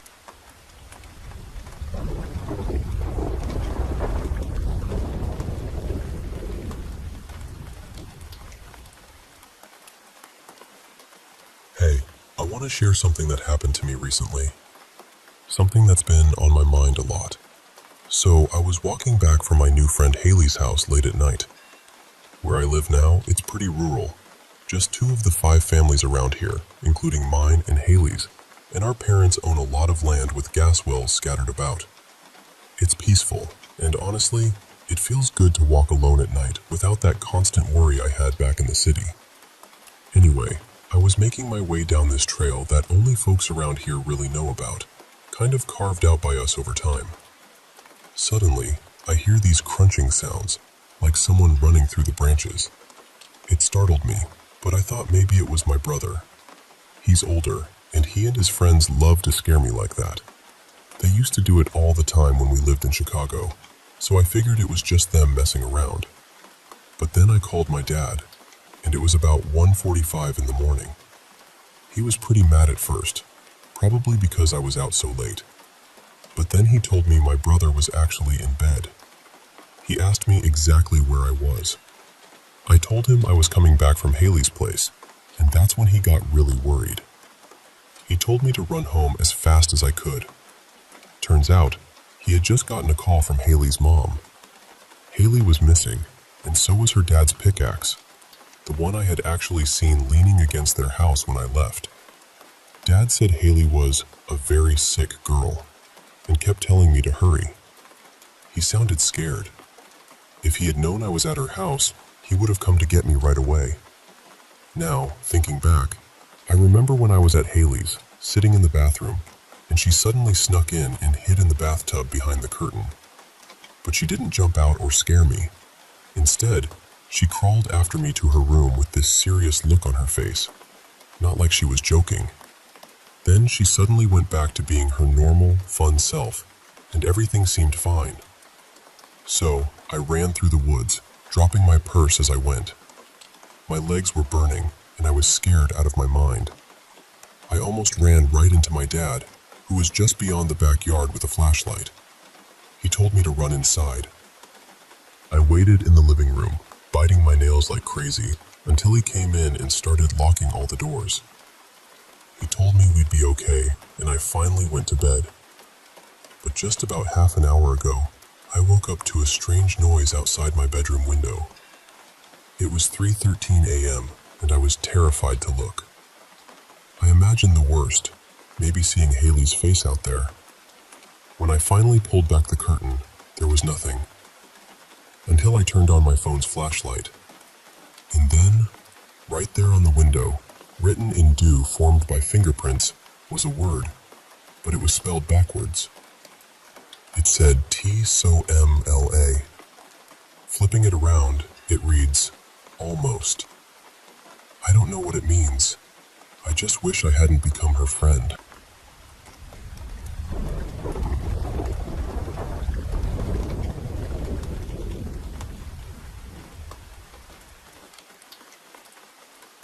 Hey, I want to share a story that's been on my mind for a while now. After my grandma passed away, I started spending weekends at my grandpa's new apartment to keep him company and help him through the loneliness. I usually crashed on the pull-out bed that folds out from the living room couch. One night, after turning off the TV, I was just about drifting off. There was this old wooden clock on the mantel, and the steady ticking always helped me relax and fall asleep. But that night was different. As I was dozing, I heard this noise coming from the kitchen, this shuffling sound. It immediately took me back to childhood memories, because I had a cousin who used to sleepwalk when she visited. I remember one night finding her standing in the bathroom closet, and ever since, that image has haunted me in nightmares. So hearing those footsteps stop once they reached the dining room carpet really freaked me out. I froze, gripping the cover so tight my palms felt sweaty. Then the footsteps stopped, but something even more unsettling started. The sound of something gliding across the carpet. It was like movers dragging a heavy piece of furniture through the living room. My heart was pounding, and I pulled the pillow over my ears, but I could still hear it. Then, right where my feet were at the end of the couch, the bed slumped down as if someone sat there, pressing down on the covers wrapped around my legs. I tried to kick and squirm free, but nothing budged. In desperation, I called out, "Grandma, I know you're here, but please leave me alone." Instead of stopping, it felt like whoever it was climbed up onto the couch, like they were about to straddle me. That's when I finally threw myself off and ran down the hallway, flipping on every light. But when I looked around, there was no one there. I left everything as it was, turned off the lights, and crawled into bed with my grandpa. He never even woke up. That night, I had the most terrifying nightmares. At one point, I woke up soaked in sweat from dreaming I was eating mealworms and maggots out of a bag of chips. I could taste it so vividly, but I was too scared to get up and rinse my mouth out. The next morning, Grandpa asked why I was in his bed. I told him everything. The noises, the feeling, the presence. He just looked down quietly. I suggested maybe it was Grandma checking on me, and that I might have been imagining things. But he shook his head firmly. He said, "Grandma passed away at Riverside Hospital," and my heart skipped a beat. So it couldn't have been her. I didn't ask you or your brother to stay here because I'm lonely or sad. I asked you to come because of that. I pressed him. "Are you sure it wasn't Grandma?"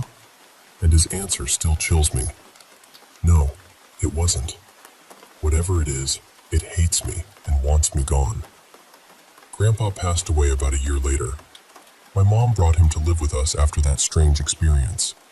As he settled in, his mind started slipping because of Alzheimer's, and at night he would wander the halls.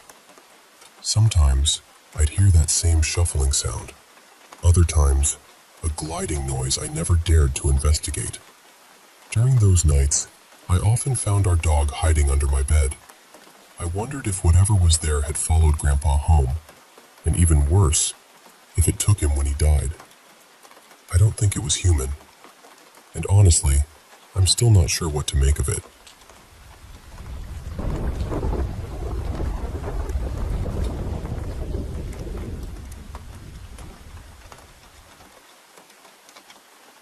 Hey, I want to share a story from my old neighborhood about this street called Pinewood Drive. It intersected with my street just a few blocks away, and there was this eerie local legend everyone whispered about. Back in the early 80s, a 16-year-old girl named Selena was walking home from school during a storm when a drunk driver hit her. The accident was so severe that she died instantly. What made it even more heartbreaking was that she had just found out she was pregnant a week before. Some folks in town believed she was actually coming back from a clinic after an abortion, and that somehow that was the reason this tragedy struck her. The story goes that her spirit wanders the neighborhood, but only when it rains, because she died in a storm. Now, I know stories like these sound like ghost tales, but growing up, my friends and I were obsessed with trying to find Selena's ghost. Once I got my driver's license, we'd drive around Pinewood Drive, usually after a few drinks, hoping to catch a glimpse. One night, just as a light drizzle started, we spotted a girl in a bright red coat walking by the side of the road. No umbrella, which was a classic sign of Selena's trick. She'd make drivers stop to help her get out of the rain. We slowed down, even though Jeff and I were uneasy about it. Our friend Kyle sighed. It's just Jenny." We rolled down the window and called out, "Jenny Vanelli, need a ride?" To our relief, she smiled and said, "Yes, please."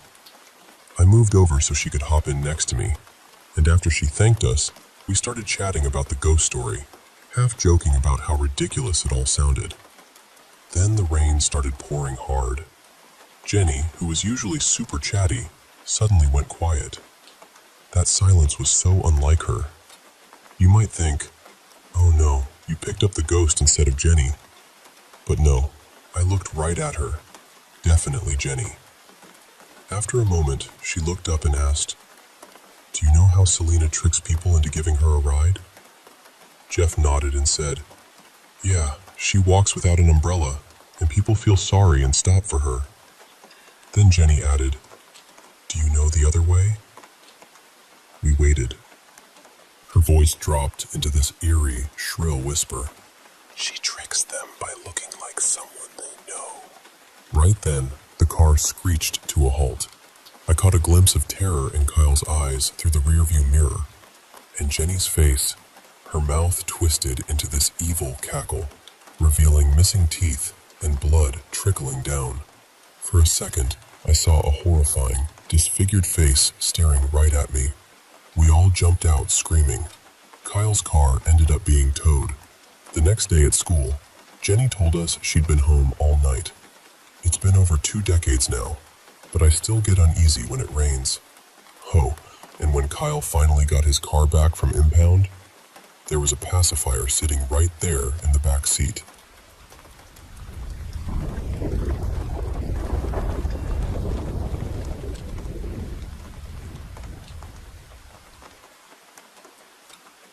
I've carried 2 memories for years, and even now, I still don't know what to do with them. I've tried telling myself it was stress, fear, sickness, or my mind filling in the blanks. But the truth is, I know what I saw. And some nights, when the dreams come back, it feels like those moments are still sitting beside me, waiting to be understood. The first thing happened a few years before 2021. I grew up in a planned industrial town, the kind of place built decades ago with help from the Soviet Union. A lot of the homes had been there since the late 1960s, and families still lived in them because the company controlled most of the city. My father worked there, so we had access to places most people didn't, or at least he knew about them. Near the old post office, there was this narrow road people sometimes talked about like it was a shortcut. But it was always guarded. No one was supposed to go in. When I asked my father about it, he said there was no such road, no hidden section, nothing like that. But one summer afternoon, around noon, I accidentally ended up there. It was blazing hot outside, the kind of heat that makes the air look bent. I was on my scooter, expecting the road to curve back toward the main street, but it didn't. It just kept going. The farther I went, the quieter everything became. The town behind me seemed to fade out, and suddenly I was in a place that felt completely wrong. There were broken signs, dry leaves everywhere, and an old board that looked like it once pointed towards some kind of library.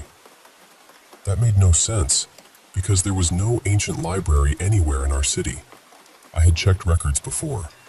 I knew the place I lived in. Then I saw a ruined house in the distance. It didn't look like the other houses around us. It had that older Russian style, heavy and strange, almost like it belonged to a different century. There was also a pond, cracked statues, and one statue that looked like a mother holding a child. Everything felt abandoned, but not empty. I remember wanting to leave immediately. I was scared in a way I couldn't explain. I kept driving, praying under my breath, trying to find an exit. Then I looked in my right mirror. There was a woman behind me, dressed in white, with something covering her head. For a second, I thought maybe she was just another person taking the same shortcut. I even thought about stopping to ask her how to get out. But then, she was gone. Not walking away, not turning a corner, just gone. Somehow, a road opened ahead, and I found my way out. I went home shaken and told my parents. They warned me not to take strange routes, but the part that still bothers me is this. When I went back later with friends, nothing was there. No ruined house, no pond, no statue, no old library sign. Nothing. It was like the road had swallowed itself. The second memory happened in 2021, when I was 16 and sick with COVID. My mother and I were both in the hospital. I was on oxygen, and she was in serious condition. At first, I was in a general ward before they moved me to a private room, and that day was one of the worst days I can remember. 7 people died in that ward, one after another, every few hours. There were nurses, machines, panic, prayers, and that heavy silence that falls after someone is gone. But what I remember most clearly is the bird. I know how that sounds. I know people will say I was sick, exhausted, scared, maybe hallucinating. But the room was sealed. The windows weren't open. The air conditioning was running. There was no way a bird should have been inside, and no one else seemed to see it. It moved from bed to bed. Each time it stepped away from someone, that person died soon after. I watched it happen again and again. At one point, it circled my mother's bed, and I remember praying with everything I had that it wouldn't stop there. It didn't. It moved to another bed. That was the 7th one. After the 7th death, the bird disappeared. During that time, I kept having the same dream. I was in a white place where trains came and went. People got off. People got on. Some left and never came back. I kept trying to climb onto one of the trains, but someone always stopped me. Then I saw my grandfather board one. That night, I thought it was just another nightmare. The next morning, our relatives told us he had passed away while we were in the hospital. Later, my mother said she had dreamed of him too. In her dream, he told her he would take her place because he was old, and her children still needed her. She forgot many things from that year, and honestly, so did I. 2021 feels blurred at the edges, but that part stayed. My mother survived, even though she had been critically ill, and sometimes, I wonder if my grandfather gave something up for her. I don't know what these two incidents were. I don't know if they were connected. Maybe they were trauma. Maybe they were warnings. Maybe there are places and moments where the world opens a door it usually keeps locked. But I know this much. I didn't make it up. And even after all these years, I still find myself asking the same question. What did I see?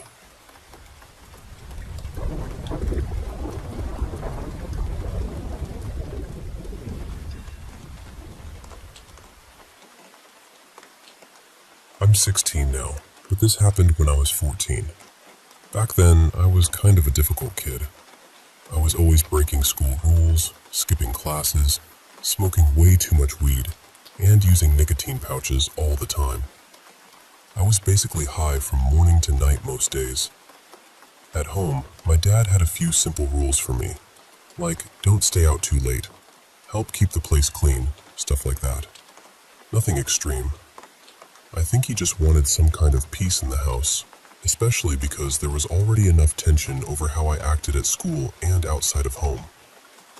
Anyway, one day felt completely normal. I went to school, hung out with my friends, smoked, and then came home in the evening.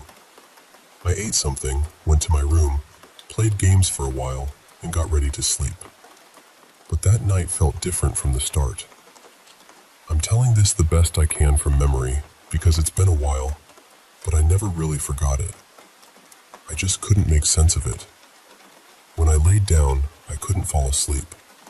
I kept turning over, changing positions, trying to get comfortable, but something felt off.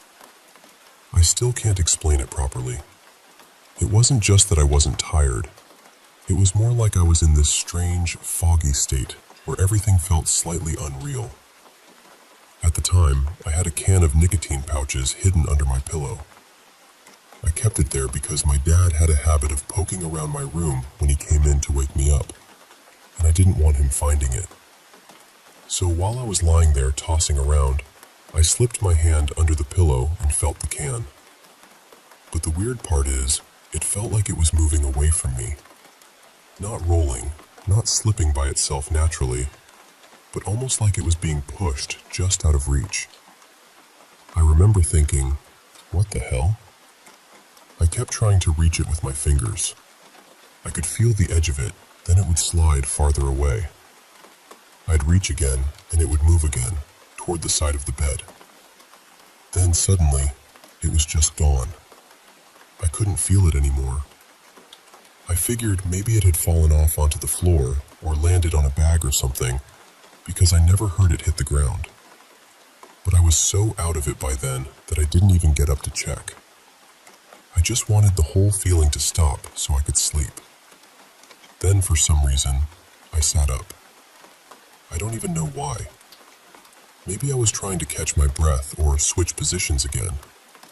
But when I looked toward the end of my bed, I saw something I still can't explain. There was a figure standing there. It looked like a girl or a woman, but not clearly. The room was dark, but my eyes had adjusted after lying there so long. I could make out this dark, bluish shape at the foot of the bed. It didn't have a face. Not really. Not one I could actually see. But somehow I felt, deep down, that it was female. And this is the part that still embarrasses me a little. For 1 second, in that half-awake, confused state, I thought it might be my ex, or maybe just some version of her, because I missed her a lot back then. That's honestly what it felt like. I even reached my hand out toward it. Then something in me snapped back. It was like my brain suddenly woke up and realized, no, this is wrong. I dropped back onto the bed, pulled the blanket over my head, and just stayed there. My heart was pounding, but even then I still felt trapped in that same weird, hazy state. At some point, I finally fell asleep. The next day, I completely forgot about it. I went through school like normal. But later on, after I got home, I suddenly thought, wait, where did my nicotine pouch can go? And the second I thought that, the whole night came rushing back. It was just gone.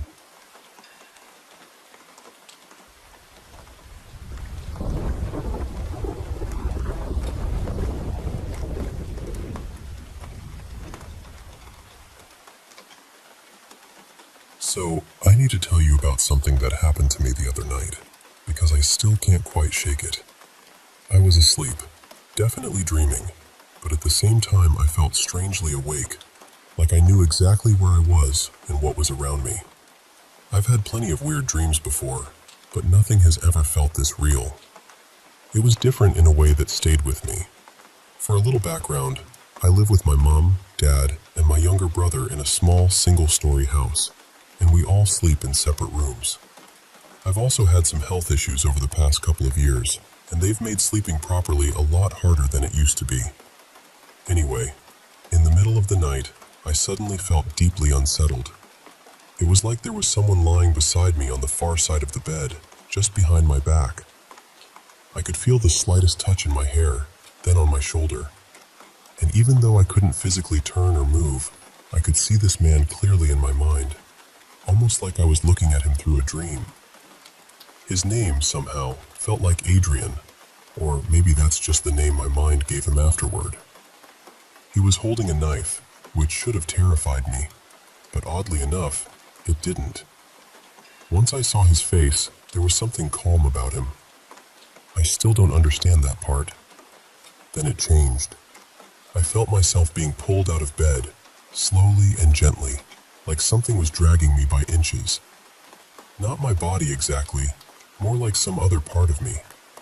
It felt as though I was being moved around the edge of the bed and brought back to the place where I was actually lying. I still couldn't move a single muscle. It honestly felt like my spirit had been tugged away from me and was trying to find its way back. Then it happened again, only this time I was pulled around a corner I didn't recognize and down this long, sloping passage that seemed to go on forever. That was the moment the fear really hit. I looked up and saw this pale figure rushing toward me, almost like one of those old-fashioned sheet ghosts from a cartoon, except there was nothing funny about it at all. Pure panic kicked in. It was that raw fight-or-flight feeling, and somehow I chose to fight. I forced myself free from whatever was dragging me and ran straight at the figure, like I needed to drive it away before it reached me. And then, all at once, I was back. I felt myself slam back into where I should have been, right there in bed. I woke with a scream, hands clenched so tightly they ached, then finally let go. I gasped for breath, reached over, and switched on the lamp. When I checked my phone, it was 3:48 a.m. I've been thinking about it ever since, because it unsettled me in a way ordinary dreams never do. I've had vivid nightmares before, strange ones too, but this felt physical.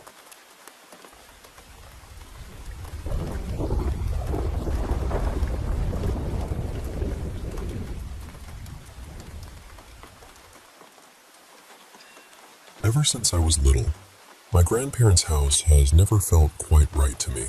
I'm sharing this because I honestly wonder whether anyone else has lived through something like this, or has any sense of what it could mean.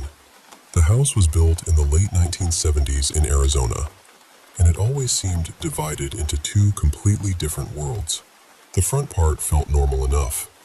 That's where the living room, kitchen, and main bedroom were, and nothing ever really happened there. But the back half of the house had a completely different feeling. That's where the den was, with windows looking out into the backyard, along with my childhood bedroom, the bathroom, and my sister Mara's room.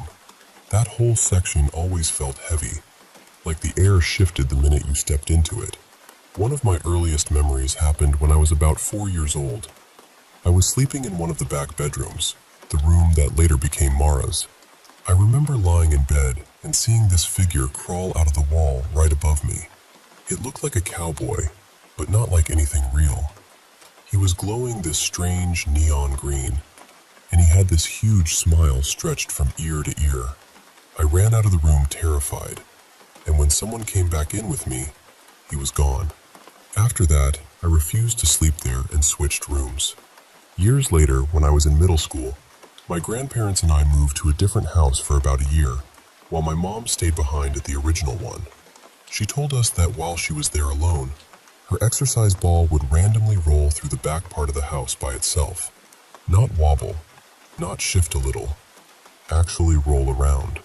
When we eventually moved back in, things picked right back up. One day, my mom, Mara, and I were arguing near the bathroom, and right in the middle of it, the shower curtain rod suddenly flew across the room. There wasn't any reason for it. It just launched.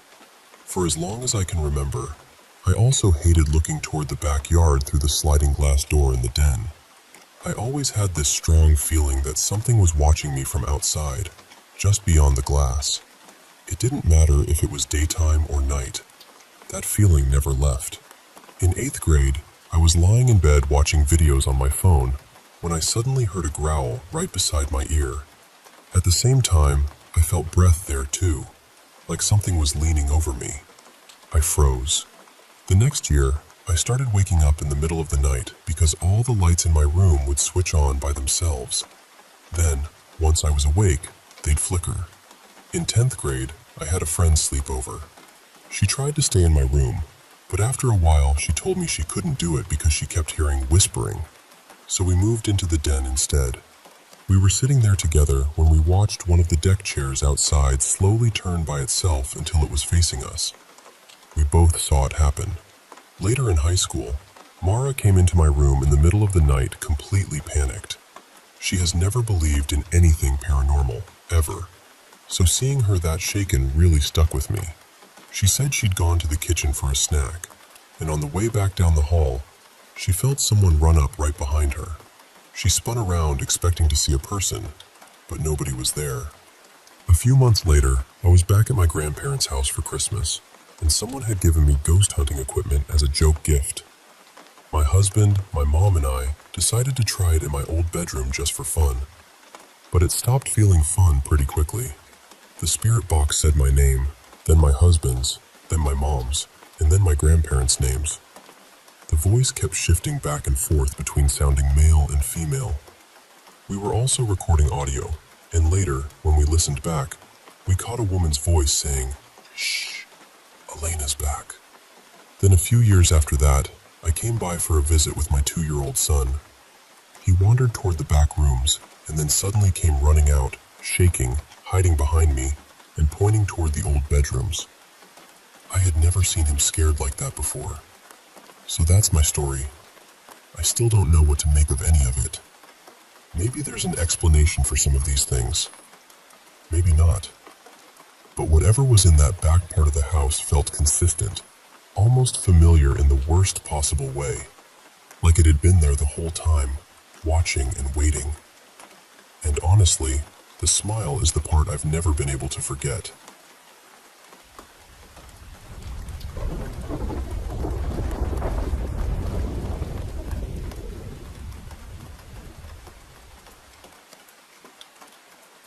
I should probably start by saying I live with my grandmother. and our place is in a trailer park tucked back near the woods, not far from a few old abandoned mine entrances. I remember seeing old maps once that showed a mine running somewhere underneath this area, and I've heard bits and pieces over the years about accidents and people dying down there. So even without everything else, it already has that kind of feeling to it. Our trailer is small and simple. Just one floor, no attic, no basement, nowhere for anybody to really hide. The kitchen opens right into the living room. My grandmother's bedroom is off the living room, and the only hallway leads to my room. We've always kept the windows shut, the doors locked up tight, and for a long time, we even had an alarm system. So when strange things started happening, that was part of what made it worse. There was never any good explanation for how someone could have gotten in. The first thing I really remember happened early one morning, around 5:30. It was still dark enough that everything in the living room looked washed in shadow. I was sitting there reading, with my cat curled up in my lap, and out of the corner of my eye, I noticed this dark shape peeking from behind a recliner, like it was watching me. The second both my cat and I looked toward it, it pulled back out of sight. That alone was enough to make my stomach drop, but it kept happening. For well over an hour, maybe closer to 2, I'd catch that same shape leaning out just enough to watch me, and every single time I looked straight at it, it would duck back like it didn't want to be seen. What made it worse was that I couldn't just head back to my room, because the shadow was coming from that direction. So I stayed there, frozen, pretending to read while trying not to panic. Then the next day, I was in the bathroom and heard something shift nearby, like something had moved when it shouldn't have.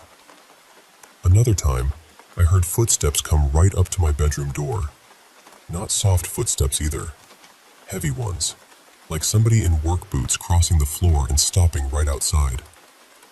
I just sat there, listening, waiting for them to move again, but I never heard them walk away. And the motion light by the door never came on. My grandmother doesn't walk around in boots, and I'm pretty sure she wasn't even awake yet.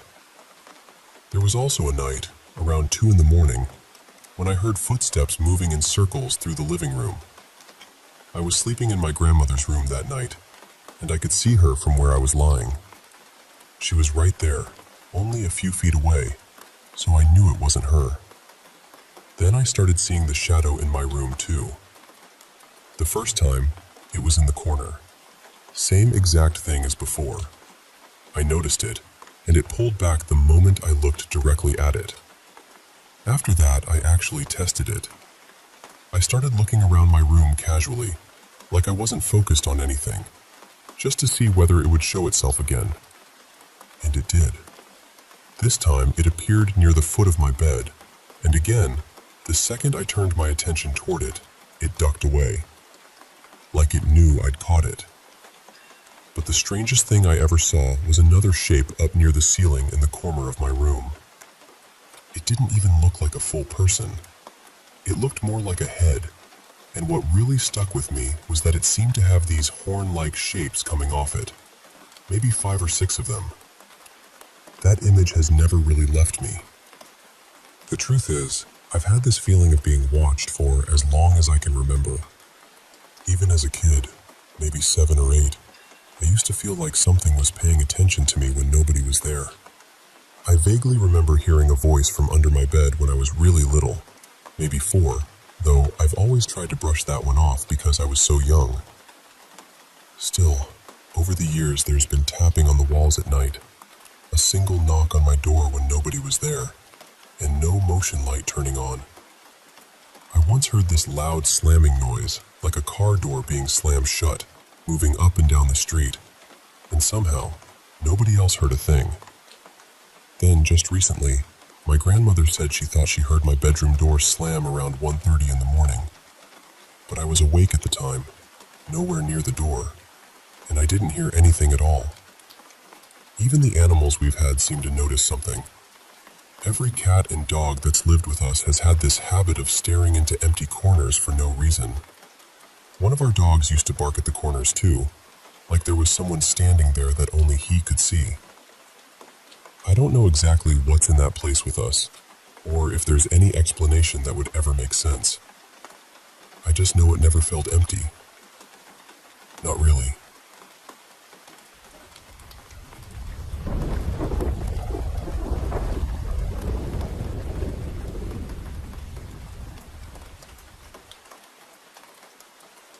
Let me tell you this the way it happened, because even now, saying it out loud feels strange.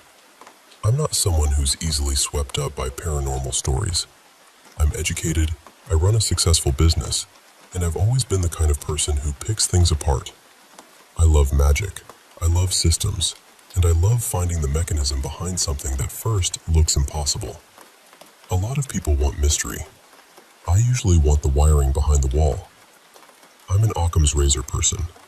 I've always admired characters like Sherlock Holmes, people who stare down the unbelievable and say, let's slow down and look at the evidence. That's how I live.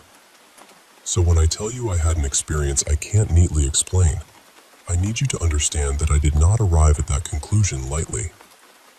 My wife and I went to Zach Bagans' Haunted Museum in Las Vegas on Friday, February 20th, 2026. We were in town for her birthday, and she'd wanted to visit for a long time. We both enjoy strange places, horror history, odd collections, all of that. We'd been to spots like the Museum of Death before, so I figured this would be intense, theatrical, maybe a little creepy, but still basically a curated experience. Something atmospheric, something fun. We timed the trip around a wedding weekend with friends, so it all lined up perfectly. Vegas, birthday, dark little adventure. Good excuse to get away. That was the plan. The first visit was during the day. We were excited, laughing, ready to be spooked in a safe, entertaining way. There were 4 of us total, us and another couple. The first thing that stood out happened in the serial killer room. After a few minutes, this rotten egg smell rolled in and completely filled the space. Not faint, not questionable. It was immediate and awful. The woman and the other couple finally said to the tour guide that it was too much and she couldn't keep going. Of course, my first thought was the most ordinary one possible. I assumed somebody had passed gas and nobody wanted to admit it. It was a long tour. People get uncomfortable. It happens. I even asked directly whether the smell was part of the museum's effects, and the guide said no. Now, did I think that was supernatural? No, not at all. Honestly, I can think of plenty of ways something like that could be staged. But I'm telling you because later, it started to feel less isolated, less easy to shrug off. Then came the basement hallway. We were gathered near the entrance, getting ready to go down into the basement, the area where rituals had supposedly taken place, where the pentagram remains. And standing there, I was suddenly hit with this wave of sadness so strong it felt borrowed, like it hadn't originated in me at all. I almost cried. That may not sound dramatic to some people, but if you know me, you'd know that kind of emotional surge is not typical for me. I wasn't scared. I wasn't primed to have a meltdown. I was still very much in observer mode. But I also know enough about the mind and body to admit that human beings are suggestible. Atmosphere matters. Sound matters. Frequencies matter. We can be affected by things we don't consciously register. So after the first visit, I didn't come away convinced of anything paranormal. But I did come away hooked. I needed to go back. Not because I wanted to expose the place. Honestly, even if every single thing in that museum was accomplished through design and illusion, I'd still love it. But for my own peace of mind, I needed to test it again. I needed another pass at the problem. This second visit was where things got harder for me to dismiss. At one point, my wife felt drawn to the Dr. Kevorkian room. She was using a spirit box, an ovulus, and an EMF detector. After a minute, I stepped out and left her alone in there so she could try without me influencing anything. The ovulus produced a few words, Miss. Alone. Gale. Legs. At the time, we didn't attach much meaning to it. Alone made sense because she was alone in the room. The rest felt random. But after we got home, we watched a Ghost Adventures quarantine episode and learned that in that same room, they had also gotten the name Gale in connection with one of Kevorkian's assisted deaths. That shook us. Not because it was proof, but because it landed like a delayed echo. We hadn't known that name at the time. Then I went back into the serial killer room, and this is where I started pushing. I had a spirit box, an EMF detector, and a REM pod. The REM pod was set near Charles Manson's ashes and bone fragments. I started antagonizing, pretty hard actually. I said things like, "Remember me from yesterday? Was that you with the smell? Show me something. I thought there was power in here. You can't even turn this light on. Come over here and prove it." The second I said that, the REM pod lit up. At almost the same moment, the spirit box gave me one clear word. Prove. That got my attention. But even then, I was trying to stay grounded. And then, off to my right, I saw what looked like a thick gray mist move through the room. I said out loud, right then, that it had to be dust. That was my immediate explanation, and I meant it. Later, back home, we were watching footage from the museum again, and I saw an anomaly captured in that same room, in nearly the same area, moving in the same way I remembered seeing it. That was one of the first moments I truly felt rattled. I remember shouting for my wife because I couldn't believe what I was looking at. It matched too closely. After that, I went into the Annalise Michel room, the one associated with the case that inspired the exorcism of Emily Rose. I only had a REM pod and a spirit box with me. I did what I'd been doing, provoking, challenging, pressing for a response. Then the spirit box started repeating, "Stupid, stupid, stupid," over and over.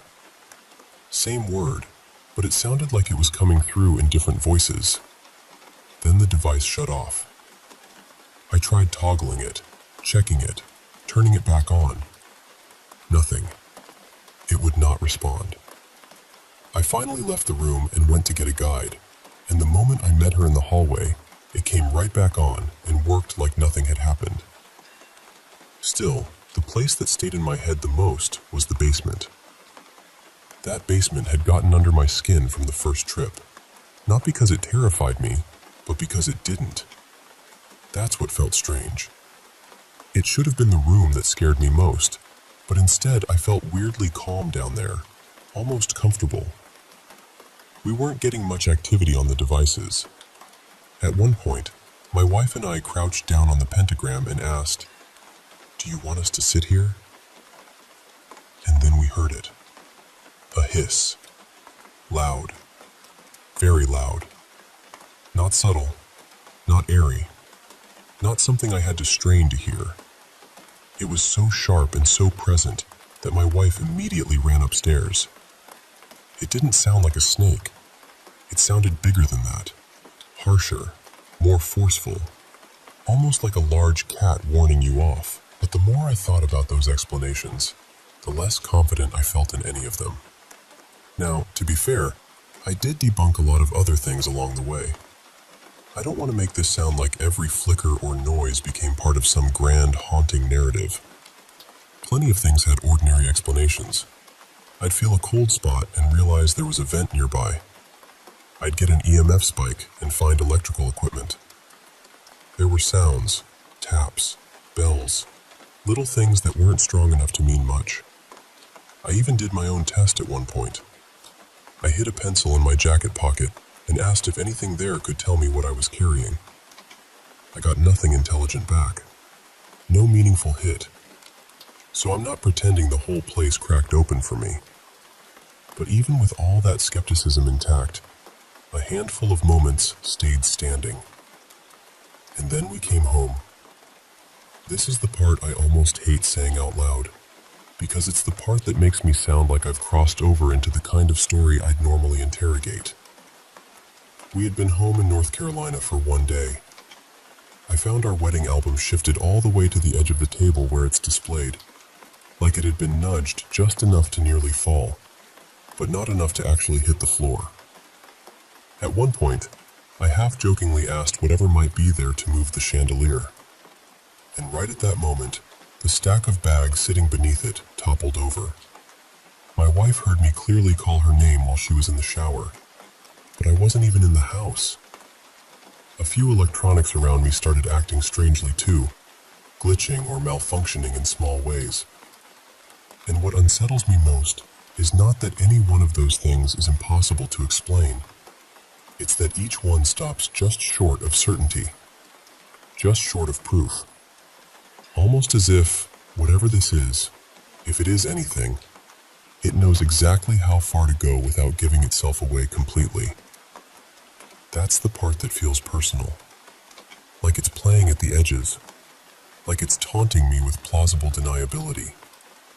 If the wedding album had been thrown to the floor, I'd have reacted differently. If the chandelier itself had moved, not the bags beneath it, that would have been different. But everything hovers in that maddening middle ground where a rational person can still argue with himself. And believe me, I am arguing with myself. So that's where I am now. I'm not here trying to sound special. I'm not trying to collect paranormal credibility points. My wife is genuinely scared, and I'm stuck in this uncomfortable place where logic is still my anchor. But the number of coincidences has started to feel heavy. I want this to be explainable. I really do.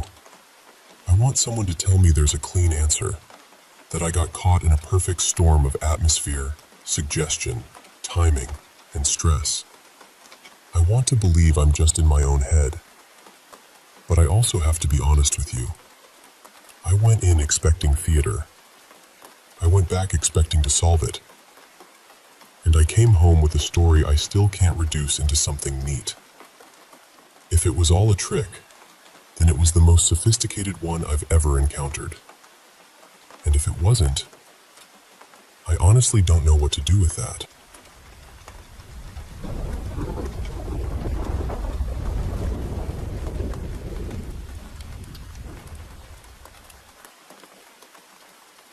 I should probably start by saying that none of this felt completely impossible to me. My mother has always worked as a medium, so growing up around strange, spiritual moments made them feel less like horror stories and more like part of life. Still, until this happened, I had never been the one caught in the middle of something like that. It began when my grandfather was admitted to the hospital with a serious lung infection. Of course, all of us went to visit him. Around that same time, everyone at home was a little under the weather, but after those visits, I developed this odd cough. What was strange was that it only showed up in the evening, usually right after I showered, and then stayed with me until I went to sleep. Every single time. It felt too specific to ignore. At the same time, I was deep in college exam season, and honestly, not doing great. I was stressed, tired, and desperate for a little clarity, so I asked my mom to read my tarot cards. She started with one deck, but the answers coming through were all over the place. She kept frowning, saying she couldn't get a clear read on anything. It felt blocked somehow. So we decided to step outside and sit in the small back room near the yard, where she grabbed a different deck. The change was immediate. The answers became clearer, steadier. After a few questions, my mother got very quiet and said she thought something in the house had been interfering with the reading. Some presence. And I remember thinking that, weird as it sounded, it lined up with that strange cough I'd been having. Then everything shifted. When she tried to ask directly about whatever was there, she suddenly closed her eyes and started trembling. Her face tightened like she was in pain. She let out these soft, strange sounds that made my stomach drop. I kept asking if she was okay. I called her, said, "Mom, can you hear me?" But she didn't respond to me like herself. She just kept murmuring and wincing. This wasn't the first time I'd seen her go into a spiritual state, so somewhere in the middle of my panic, I realized it wasn't really my mother answering anymore. And for some reason, the first thing I asked was her name. She said her name was Marissa. I asked if she remembered anything else about herself. She said she was very old. Her voice sounded tired and confused, like someone trying to wake up from a dream that had gone on too long. I asked what the last thing she remembered was, and she said she saw people in pale uniforms. She remembered praying in a chapel. Then nothing. After that, she only remembered people walking past her, ignoring her, acting like they couldn't hear or see her. That was the moment it hit me. She didn't know she had died. There was no menace in her at all, no threat, just confusion, sadness, and this aching desperation. My mother was holding a pendulum, and at one point Marissa looked at it and said, so softly it almost broke me, "Look at my cross." She talked about her faith, about how much she had prayed, how sure she'd been that everything would be all right. But she couldn't understand why no one would speak to her. I told her as gently as I could that she wasn't meant to stay here with us anymore. I said I thought she was between places, and that maybe that was why everything felt so wrong to her. Then I told her I wanted to help. The response was instant. I asked what I could do, and before I could even think of anything else to say, she suddenly grew emotional in a different way. Hopeful, almost amazed. She said they were coming for her, that there were people there to take her. I have no idea who she meant. Maybe family, maybe something spiritual, maybe whatever waits for us when this life is over.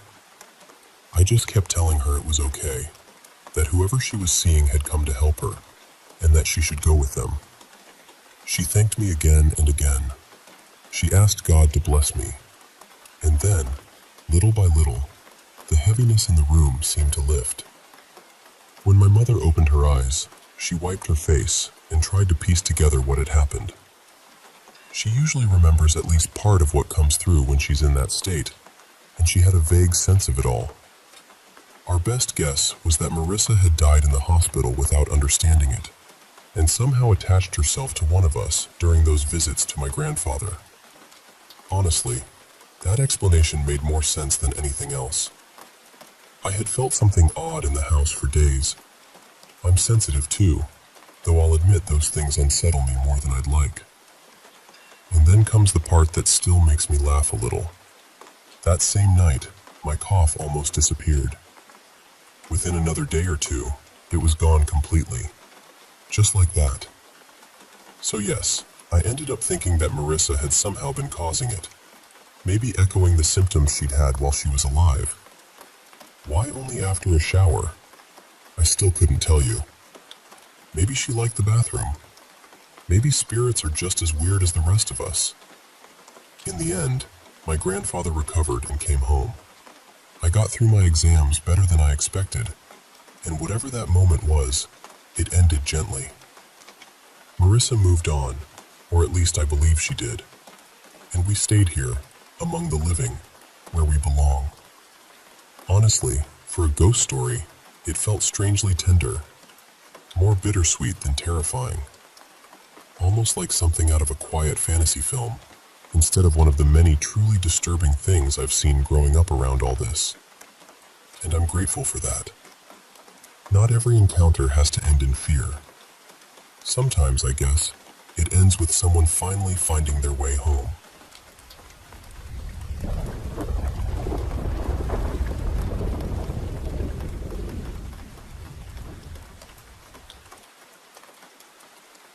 Honestly, I still don't know how to explain any of this, and that's probably the part that gets under my skin the most.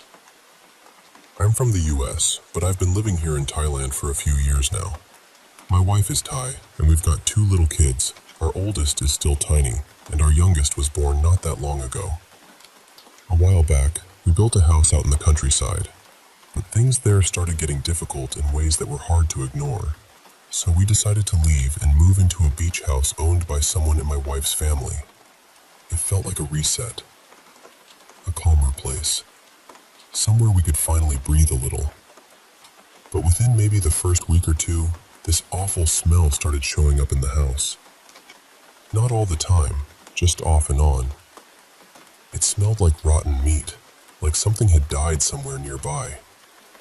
I didn't say anything at first because I figured there had to be a normal explanation. We were right by the water, so I told myself maybe something had washed ashore. Maybe it was the drains, maybe garbage somewhere outside. Then my wife brought it up before I ever said a word, and I remember that really bothering me, because it meant I wasn't imagining it. Then things started going missing. My father-in-law was over one afternoon, and he took off his Apple Watch and left it on the dining table. We all saw it sitting there. Later on, maybe an hour or so after that, he went back for it and it was gone. Completely gone. We searched everywhere. The table, the chairs, drawers, couch cushions, the floor, every room nearby. Nothing. We have cameras inside the house, so I thought maybe our toddler had picked it up and wandered off with it. That would have made total sense. So we checked the footage. And that's where it got strange. You can see the watch sitting there on the table. Then as you scroll forward, at some point, it's just not there anymore. No one walks by and takes it. No little hand grabs it. There's no moment where it falls. It's just there, and then it isn't. We looked for 2 or 3 days. Me, my wife, her parents, even the house helper. Everybody looked.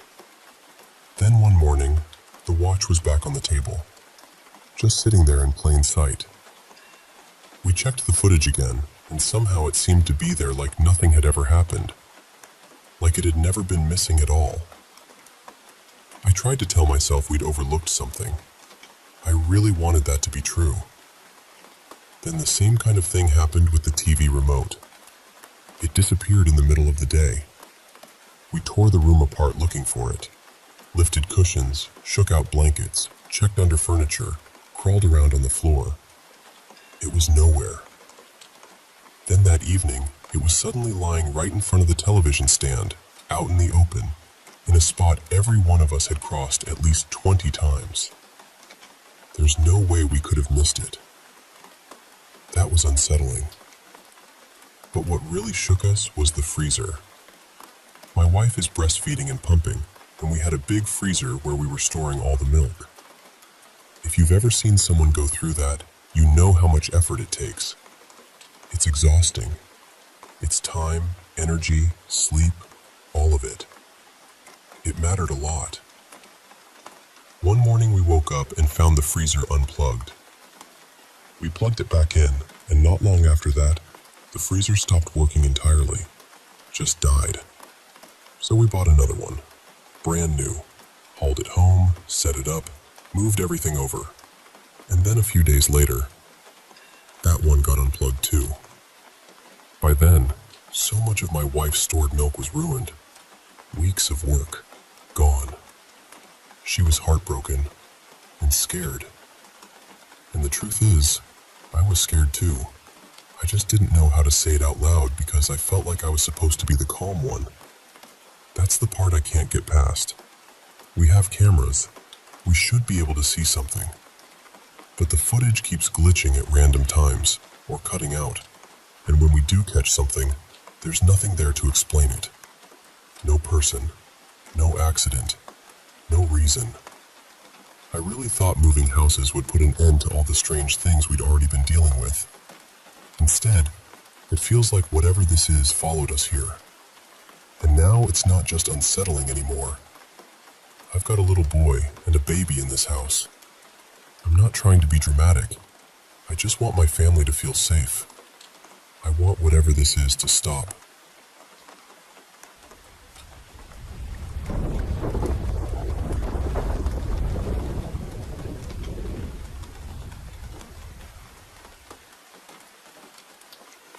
I want to tell you something that still sits heavy on my chest, because even after all this time, I still do not have a clean explanation for it. Years ago, I was with a man named Darren. He was deeply abusive, and in 2016, he died from an overdose. While we were together, there was one night I will never forget. He grabbed me, threw me across the room, and I hit a table before landing hard on my back. Then he got on top of me and started choking me. He would not stop. I could not get free. My mom is the reason I survived that. He was a cruel person. Truly cruel. A couple of years after he died, I was living with my sister. Out of nowhere, she had started going through some severe mental health struggles. One night, everything had seemed completely normal until it suddenly was not. I cannot remember every detail clearly. Some of it feels blurred out, like my mind locked parts of it away. But I remember being in the kitchen when my sister, who was in her room with my brother-in-law, started acting in a way that terrified us. She kept saying she was Darren. Not Darren, not some vague reference, but him. She was calling for me, begging me to come into the room. And I need you to understand, she had never met him. She had only heard bits and pieces from me over the years. Not the full story, not the worst of it. She was crying out for me, saying she missed me, that she loved me, that she was sorry. She was screaming my name over and over, trying to come out of the room while my brother-in-law struggled to keep her back. She was gripping the door frame, fighting to get to me, and the whole thing felt wrong in a way I cannot fully describe. We did not know what to do. We were scared. Finally, because she kept begging for me, I went into the room. I wish I had not. Once I was in there, she started saying things she should not have known. She was speaking in his voice, or at least in the same way he used to speak to me. Then she said something specific, something I had never told her, something that hit me like ice water. There was no way she should have known it. We managed to get her onto the bed, and she wanted me to come closer. I was frightened, but I was also worried about her, so I sat beside her. And then, in an instant, she shoved me onto my back, climbed on top of me, and wrapped her hands around my throat. My brother-in-law had to pull her off me, and when I looked into her eyes, I saw the same darkness I had seen in his the night he tried to kill me. It was the exact same kind of hatred, the same emptiness, the same evil. That is the part I cannot make sense of. I still ask myself what happened that night. Was it really him somehow reaching through her? Was it something else pretending to be him? Was it a terrifying psychiatric break that happened to mirror my past in ways that feel impossible to explain? I do not know. What I do know is that I never got closure. My sister remembers none of it. She cannot explain it, cannot apologize for it, cannot help me understand it. But I remember. I remember all of it. And sometimes when I look at her, I do not just see my sister. I see the person who almost killed me. And that is a very hard thing to carry.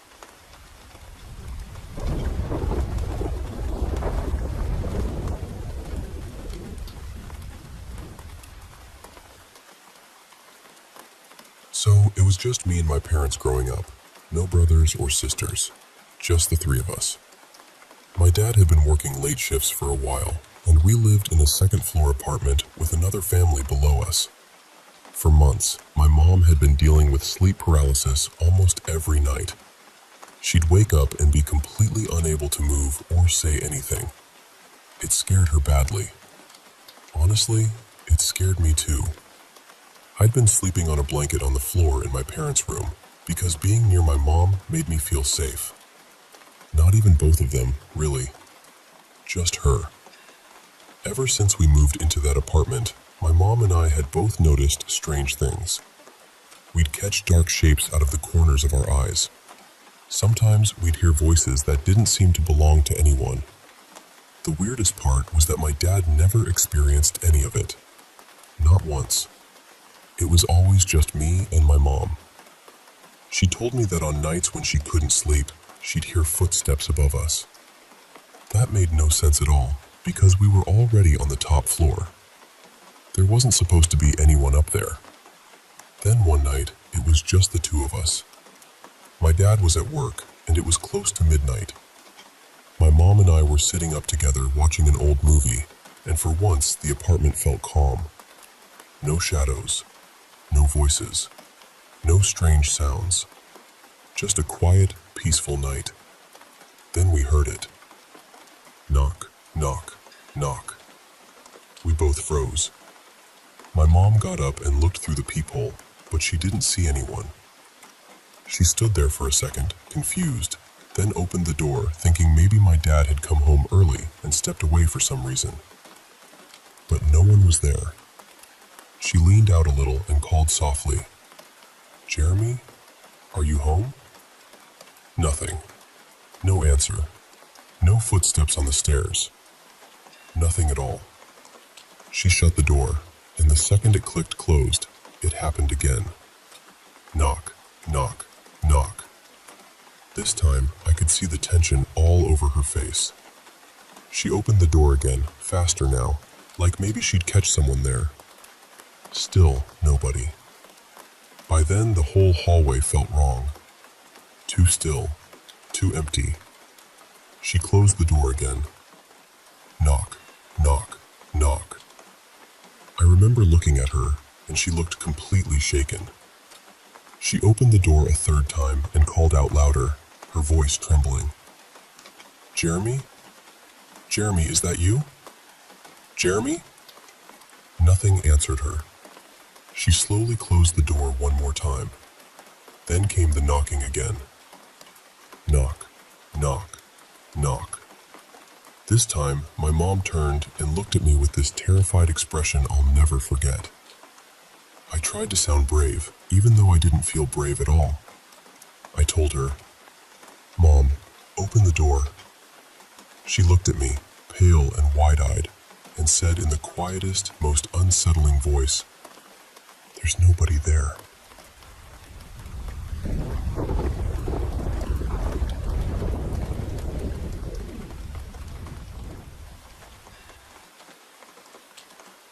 I want to tell you a story from the part of Romania where I was raised, in a quiet little village tucked deep in Transylvania.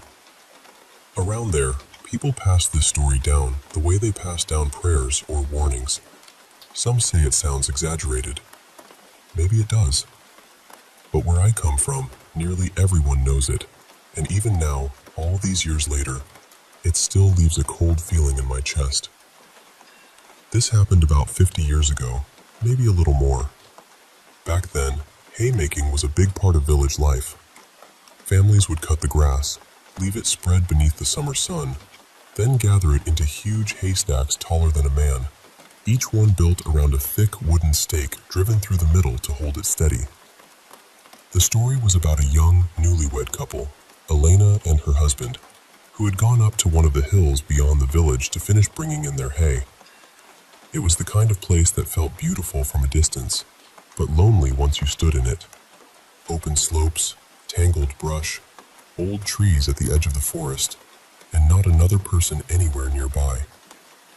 They worked side by side for a while, until, suddenly the husband told Elena he needed to hurry back to the village for something urgent. Before leaving, though, he grew strangely intense. His face changed. He warned her that once he was gone, something might come out of the woods. Maybe wild dogs, maybe wolves. He handed her a wooden pitchfork and told her very firmly, "As soon as I leave, climb to the top of the haystack, and if anything comes for you, don't hesitate. Hit it as hard as you can." So he left, disappearing down the path and into the trees.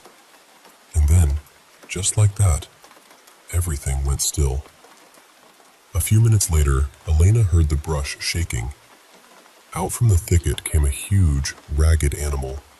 Something like a dog, but not right. Too large, too wild-looking.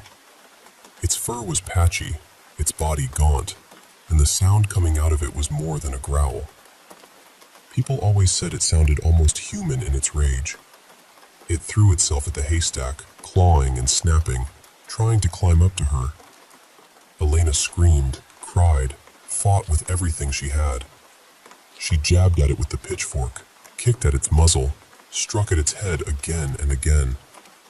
At one point, it lunged high enough to catch the bottom of her dress, tearing the red cloth before she finally drove it back. Then, as suddenly as it had appeared, it stopped. It looked up at her for one long, awful moment, then turned and slipped back into the trees. A little later, her husband came back. He asked what had happened, and Elena, still shaking, told him everything. He held her, soothed her, told her it was over now, that she was safe, that nothing was going to hurt her anymore. After a while, they sat down in the grass to rest. He seemed perfectly calm, even cheerful. He stretched out and laid his head in her lap, smiling up at her, making little jokes, trying to make her laugh again. And for a moment, she almost believed everything was fine. Then he laughed. A real open laugh. And there, caught between his teeth, were little strands of red thread. Tiny frayed fibers, bright as fresh blood, the exact same color as the fabric torn from her dress. That was the moment she understood. Whatever had attacked her on that hill had not been a wild animal at all. Or at least, not only that. You know, Transylvania is a beautiful place. The hills are lovely, the forests are deep and ancient, and the villages can feel untouched by time. But stories like this stay with people for a reason. Because sometimes the thing that means you harm doesn't come out of the woods. Sometimes it walks home beside you.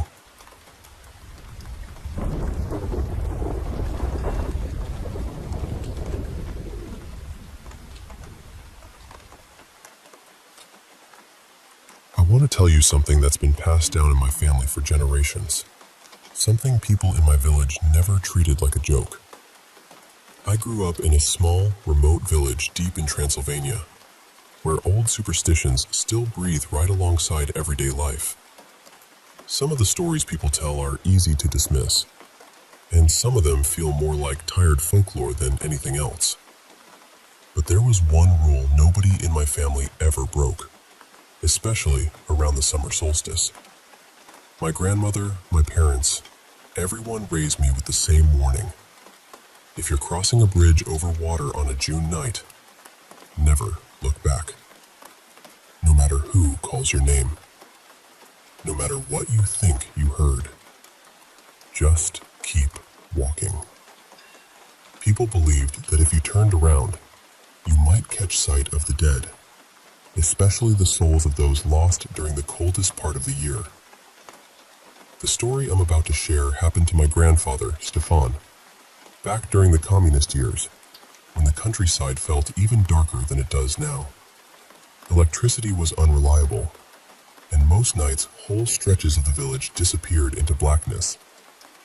A few homes still burned kerosene lamps, but outside of that, there was almost no light at all.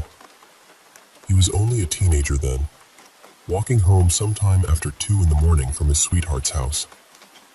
In our village, a wide river divides one side from the other, and there's an old bridge crossing it, maybe 10 meters long or so. Back then, that whole area was nearly empty. No streetlights, hardly any houses. Just darkness before the bridge, darkness after it, and the river moving beneath. That night, the moon was full and bright enough to light the path. He didn't need a lantern. But just before stepping onto the bridge, he felt this sharp, unnatural cold wrap around him. Not the kind of chill you get from night air, but something that seemed to come from nowhere. He kept going. All he could hear at first was the water below him. Then, when he reached the middle of the bridge, he heard his mother's voice behind him, clear as day, calling his name. Now, Stefan was young and stubborn. He didn't believe much in spirits or warnings, and because of that, he made the one mistake everyone had warned him about. He turned around. There was nobody there. And the second he looked back, everything changed. The river went silent. The wind stopped. Even the night itself seemed to freeze. He said it was like the whole world had suddenly held its breath. In that moment, he knew he had done something terribly wrong. He still had a long way to go before reaching home, close to 2 miles, and much of that path cut through an open field with only a few scattered trees. He kept walking, but fear had already gotten into him. His heart was hammering, and every few steps he felt the urge to look around. Then, at one point, he looked ahead and stopped cold. A short distance in front of him were 2 little girls, maybe 7 or 8 years old, walking hand in hand. They wore long white dresses that covered their feet completely, so from where he stood, it looked as though they were gliding over the road instead of walking. They never turned to face him, not once. Then they began to sing. He told us it was in a language he had never heard before. Not Romanian, not Hungarian, not anything he could recognize. The sound of it made his skin crawl. He stayed to the right side of the road, and so did they at first. Then slowly, the 2 figures drifted toward the left side, and as they moved, something about them began to change. He said that was the moment real terror hit him, but he also knew he couldn't stop. Somehow he understood that if he froze, if he gave in to panic, he might never make it home. So he kept walking and began repeating the only prayer he knew, over and over in his mind, while making the sign of the cross again and again. He didn't run. He just kept moving. And just before he reached the house, the 2 figures crossed back to the right side of the road. As they moved, they shrank down again, becoming child-sized once more. Then they let go of each other's hands and ran off in opposite directions, one into the darkness on the left, the other into the dark on the right, both of them screaming words he could not understand. Stefan got inside and shut the door behind him. What shook him almost as much as everything else was the clock on the wall. He swore the walk had felt normal, maybe a little longer because of fear, but nothing impossible. Yet when he looked up, it was already 6 in the morning. 4 hours gone. And to this day, in my family, nobody looks back on a June night when crossing water. Nobody.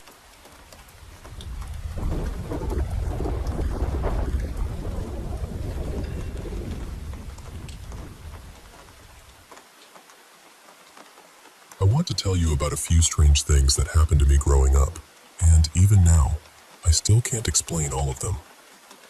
The first one goes back to when I was about 14. I had invited a few friends to our vacation house for the weekend. It's a big old place, the kind with too many rooms and corners that always seem a little darker than the rest. There was one bedroom in particular with a narrow door half hidden behind the wall, and behind it we kept boxes of ornaments, winter blankets, and all sorts of forgotten things. We were playing hide and seek, except backwards, with one person hiding and everyone else searching. So a few of us went into that room to look around, and then one of my friends suddenly said, "Do you remember that time, right here, when we heard a baby crying?" And I just looked at her, completely confused, because no, I did not remember that at all. But 2 other friends immediately agreed and said it had happened during one of my birthday weekends. They even claimed they had recorded it. I never actually saw the recording, so I can't swear it happened exactly the way they said. But what really stayed with me was the fact that there was definitely no baby in the house. The second thing happened in our old house. My parents had already left for work by the time I woke up, so I was alone. I always used to leave my bedroom door cracked open a little so my cat could come and go. But that morning, when I opened my eyes, the door was wide open. At first, I thought maybe my parents had pushed it open before leaving, so I didn't think too much of it. I got up, went to shower, and left the bathroom door slightly open too. There was a towel hanging in front of part of the doorway, so I couldn't really see it while I was inside. But when I stepped out of the shower, the door was standing open all the way again. My cat wasn't there. And honestly, even if she had been, there's no way she could have pushed it that far. Maybe a window was open. Maybe there was a draft. That's the explanation I still try to give myself. But after that, things started feeling harder to explain. One Wednesday afternoon, in that same old house, I was home alone before theater club. I was in my room playing Roblox and talking to a friend on the phone. Then, out of nowhere, I heard these huge thuds from the room above me. Not little noises. I mean real heavy booms, like someone was dragging a bookcase or slamming furniture across the floor. 5 times in a row. Boom, boom, boom, boom, boom. Then silence. I actually stood up and started toward the stairs, but halfway there I stopped. I just had this awful feeling and decided I wasn't brave enough to check. So I left early for theater instead. Later that night, nobody in my family mentioned anything broken upstairs. No shelf had fallen. No furniture was out of place. Nothing. Then there was the doll. This one was short, but I still hate thinking about it. I was at my grandparents' house with my best friend. In one of the upstairs rooms, there was a closet with this old doll inside. Its eyes had been melted years earlier when my grandmother was a child, which somehow made it even worse. I remember joking with my friend, saying, "There's a terrifying doll with ruined eyes in that closet." And right after I said it, the closet door opened a few inches on its own. That was enough for us. We ran downstairs so fast I'm surprised we didn't fall. We were just standing there talking, and then suddenly we heard this scream. Loud, sharp, and coming from the direction of the buildings. I turned to Maëlle, and she was already staring at me with this terrified look. We didn't even need to ask each other if the other one had heard it. We both knew. We just froze for a second, then ran back as fast as we could. We asked one of the camp leaders what had happened. She had no idea what we were talking about. We asked other people too. No one had heard anything. That part still unsettles me most. Not the scream itself, but the fact that it felt so real to both of us, and somehow nobody else noticed it. And then there's the story we ended up calling the squatter. This one happened last summer at the vacation house. I was in my room around 11 at night, waiting for my dad to come home because he usually came to say goodnight. The house has 2 main floors, and my room is upstairs. My brothers were away, so I was the only one sleeping on that level. A little after 11, I heard the front door close and my parents talking downstairs. A few minutes later, I heard footsteps in the upstairs corridor right outside my room. Heavy footsteps. I honestly thought it was my dad, because that's exactly what it sounded like. Slow, weighty steps. But then they stopped. Just stopped. I remember lying there, staring at the dark, telling myself not to jump to weird conclusions. Then, a few minutes later, the footsteps started again. A short stretch, then silence. I can't clearly remember whether it happened a third time, but I know I barely slept.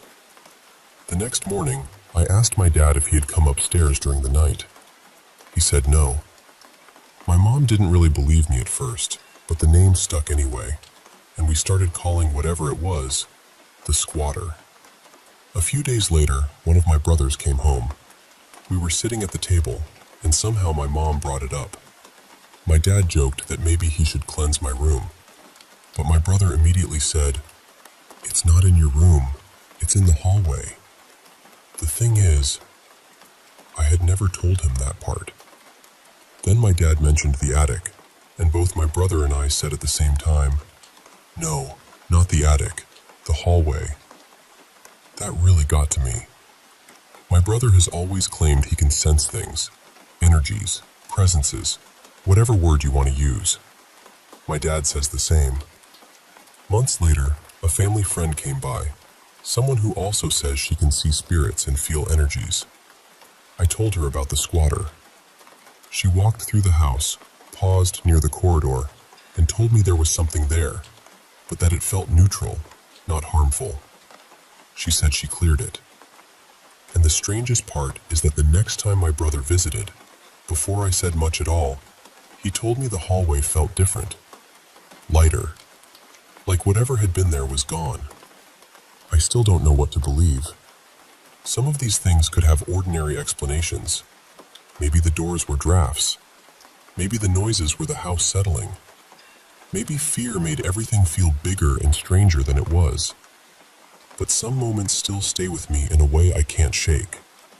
Not because I'm certain they were paranormal, but because I was there, and I know what I heard, what I saw, and what I felt. And sometimes, that uncertainty is the part that lingers the longest.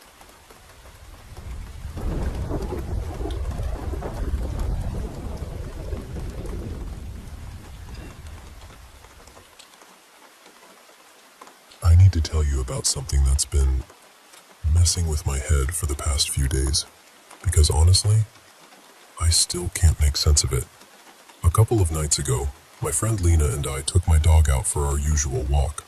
It was the same route we always take, the kind of path you know so well you could probably walk it with your eyes closed. We met up by our regular bus stop, and were just standing there talking like normal, when I noticed this guy in white run past us. And I mean, completely in white. Hoodie, pants, everything.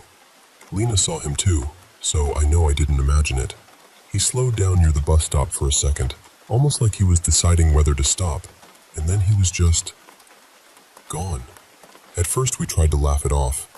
We told ourselves he was probably just some runner cutting through.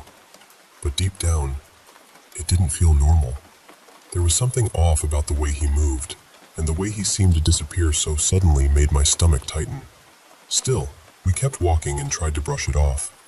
Then the next night, we went back around the same time. I guess part of us wanted to prove it was nothing, just a weird moment we'd overthought. We were talking about it, trying to keep things light, but I could feel that nervous energy sitting between us. Then, out of nowhere, this drunk-looking man came stumbling down the path. He was mumbling under his breath, loud enough to notice but not clear enough to understand. He passed us, and I instantly got that same uneasy feeling all over again. And right after that, another man showed up running. Fast. Not from the same direction either. Totally different side. Lena and I just froze and watched him. And just like the first night, he disappeared. Just gone. Like the dark swallowed him whole. A few seconds later, the drunk guy was nowhere to be seen either. At that point, my heart was pounding so hard I could hear it. Nothing about it made sense. This was a route we knew inside and out. There wasn't anywhere obvious for them to go that quickly. So we decided to head home. We said goodbye near this little bridge by the bus stop, the one that goes over the creek by the woods. We were trying to act normal, just dap each other up and shake off the fear, when we heard this sound from underneath the bridge. It was this slow, scraping noise, harsh, deliberate, like something dragging across metal. Lena and I looked at each other, and that was it. We didn't even have to say anything. We just ran. And then, when I thought we were finally putting distance between us and whatever was happening, I heard it. Someone running out from the woods. Not random movement, not an animal.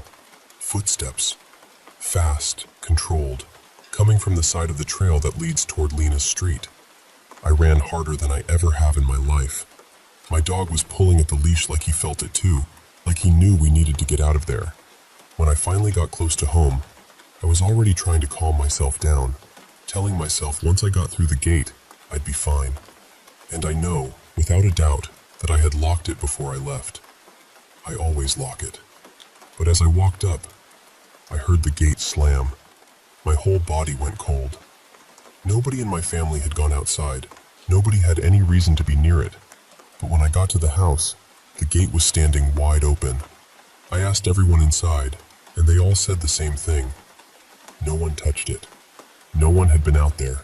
What really gets to me is this feeling that the man in white, or whatever that was, is connected to all of it.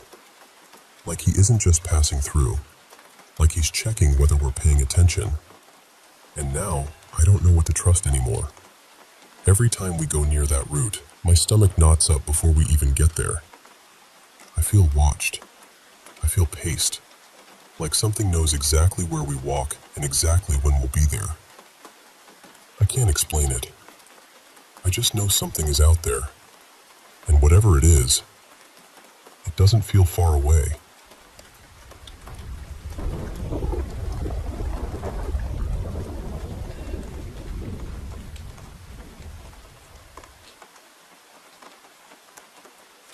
I've told this story a few times, and every single time, it still feels unreal coming out of my mouth.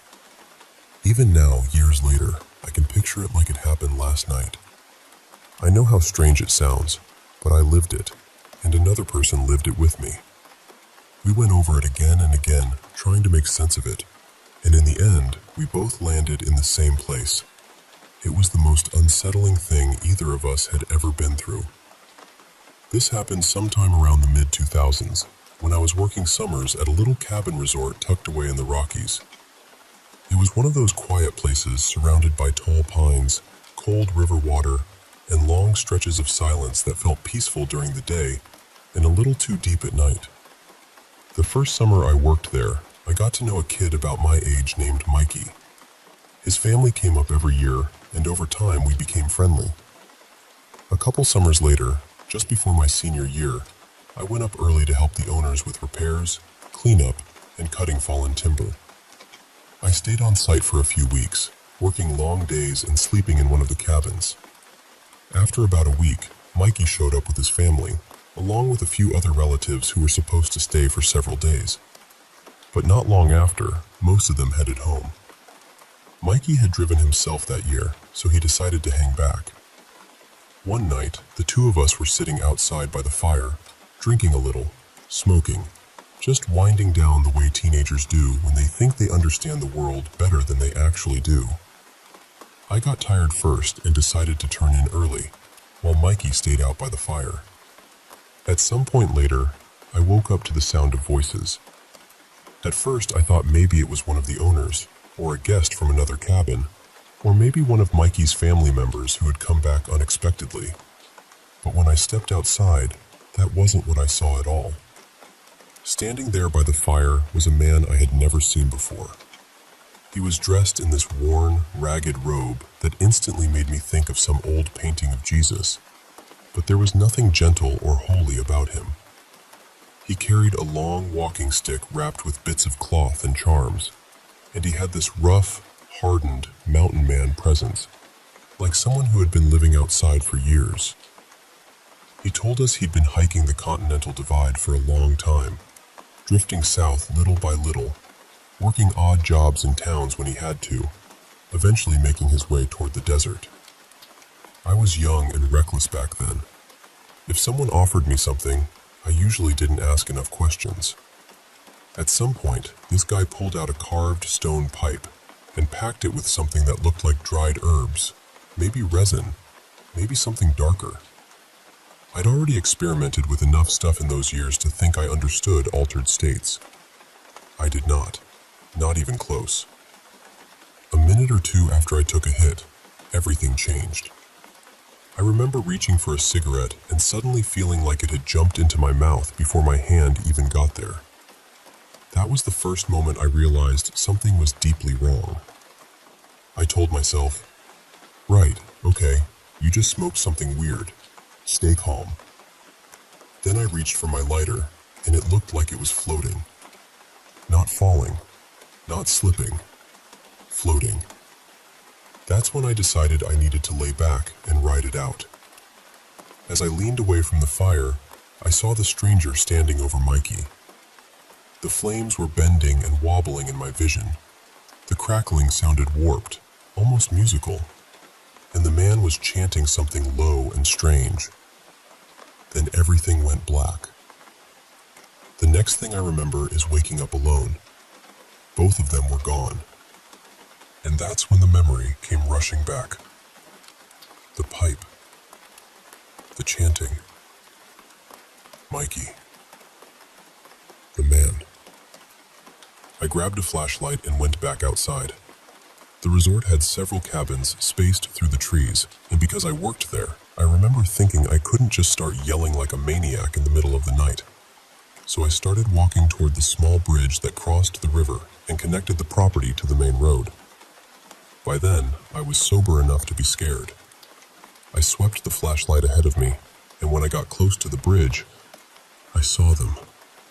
The man was standing near the railing. Mikey was above him, balanced up on the rail, staring out over the rushing black water below like he was about to jump.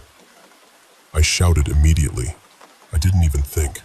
I just yelled, "What are you doing?" The stranger snapped his head toward me so fast it barely looked human. Maybe it was the flashlight. Maybe it was the adrenaline. But I swear to you, in that moment, his eyes looked red. Not irritated, not reflecting light strangely. Red, bright and wrong and animal. He looked at me for half a second, turned back toward Mikey, and then took off. He didn't hesitate. He ran across the far side of the bridge, up into the dark, into thick woods and steep ground like it was nothing. I could hear gravel crunching, branches snapping, brush thrashing, and then he was just gone. Completely gone. I never saw him again.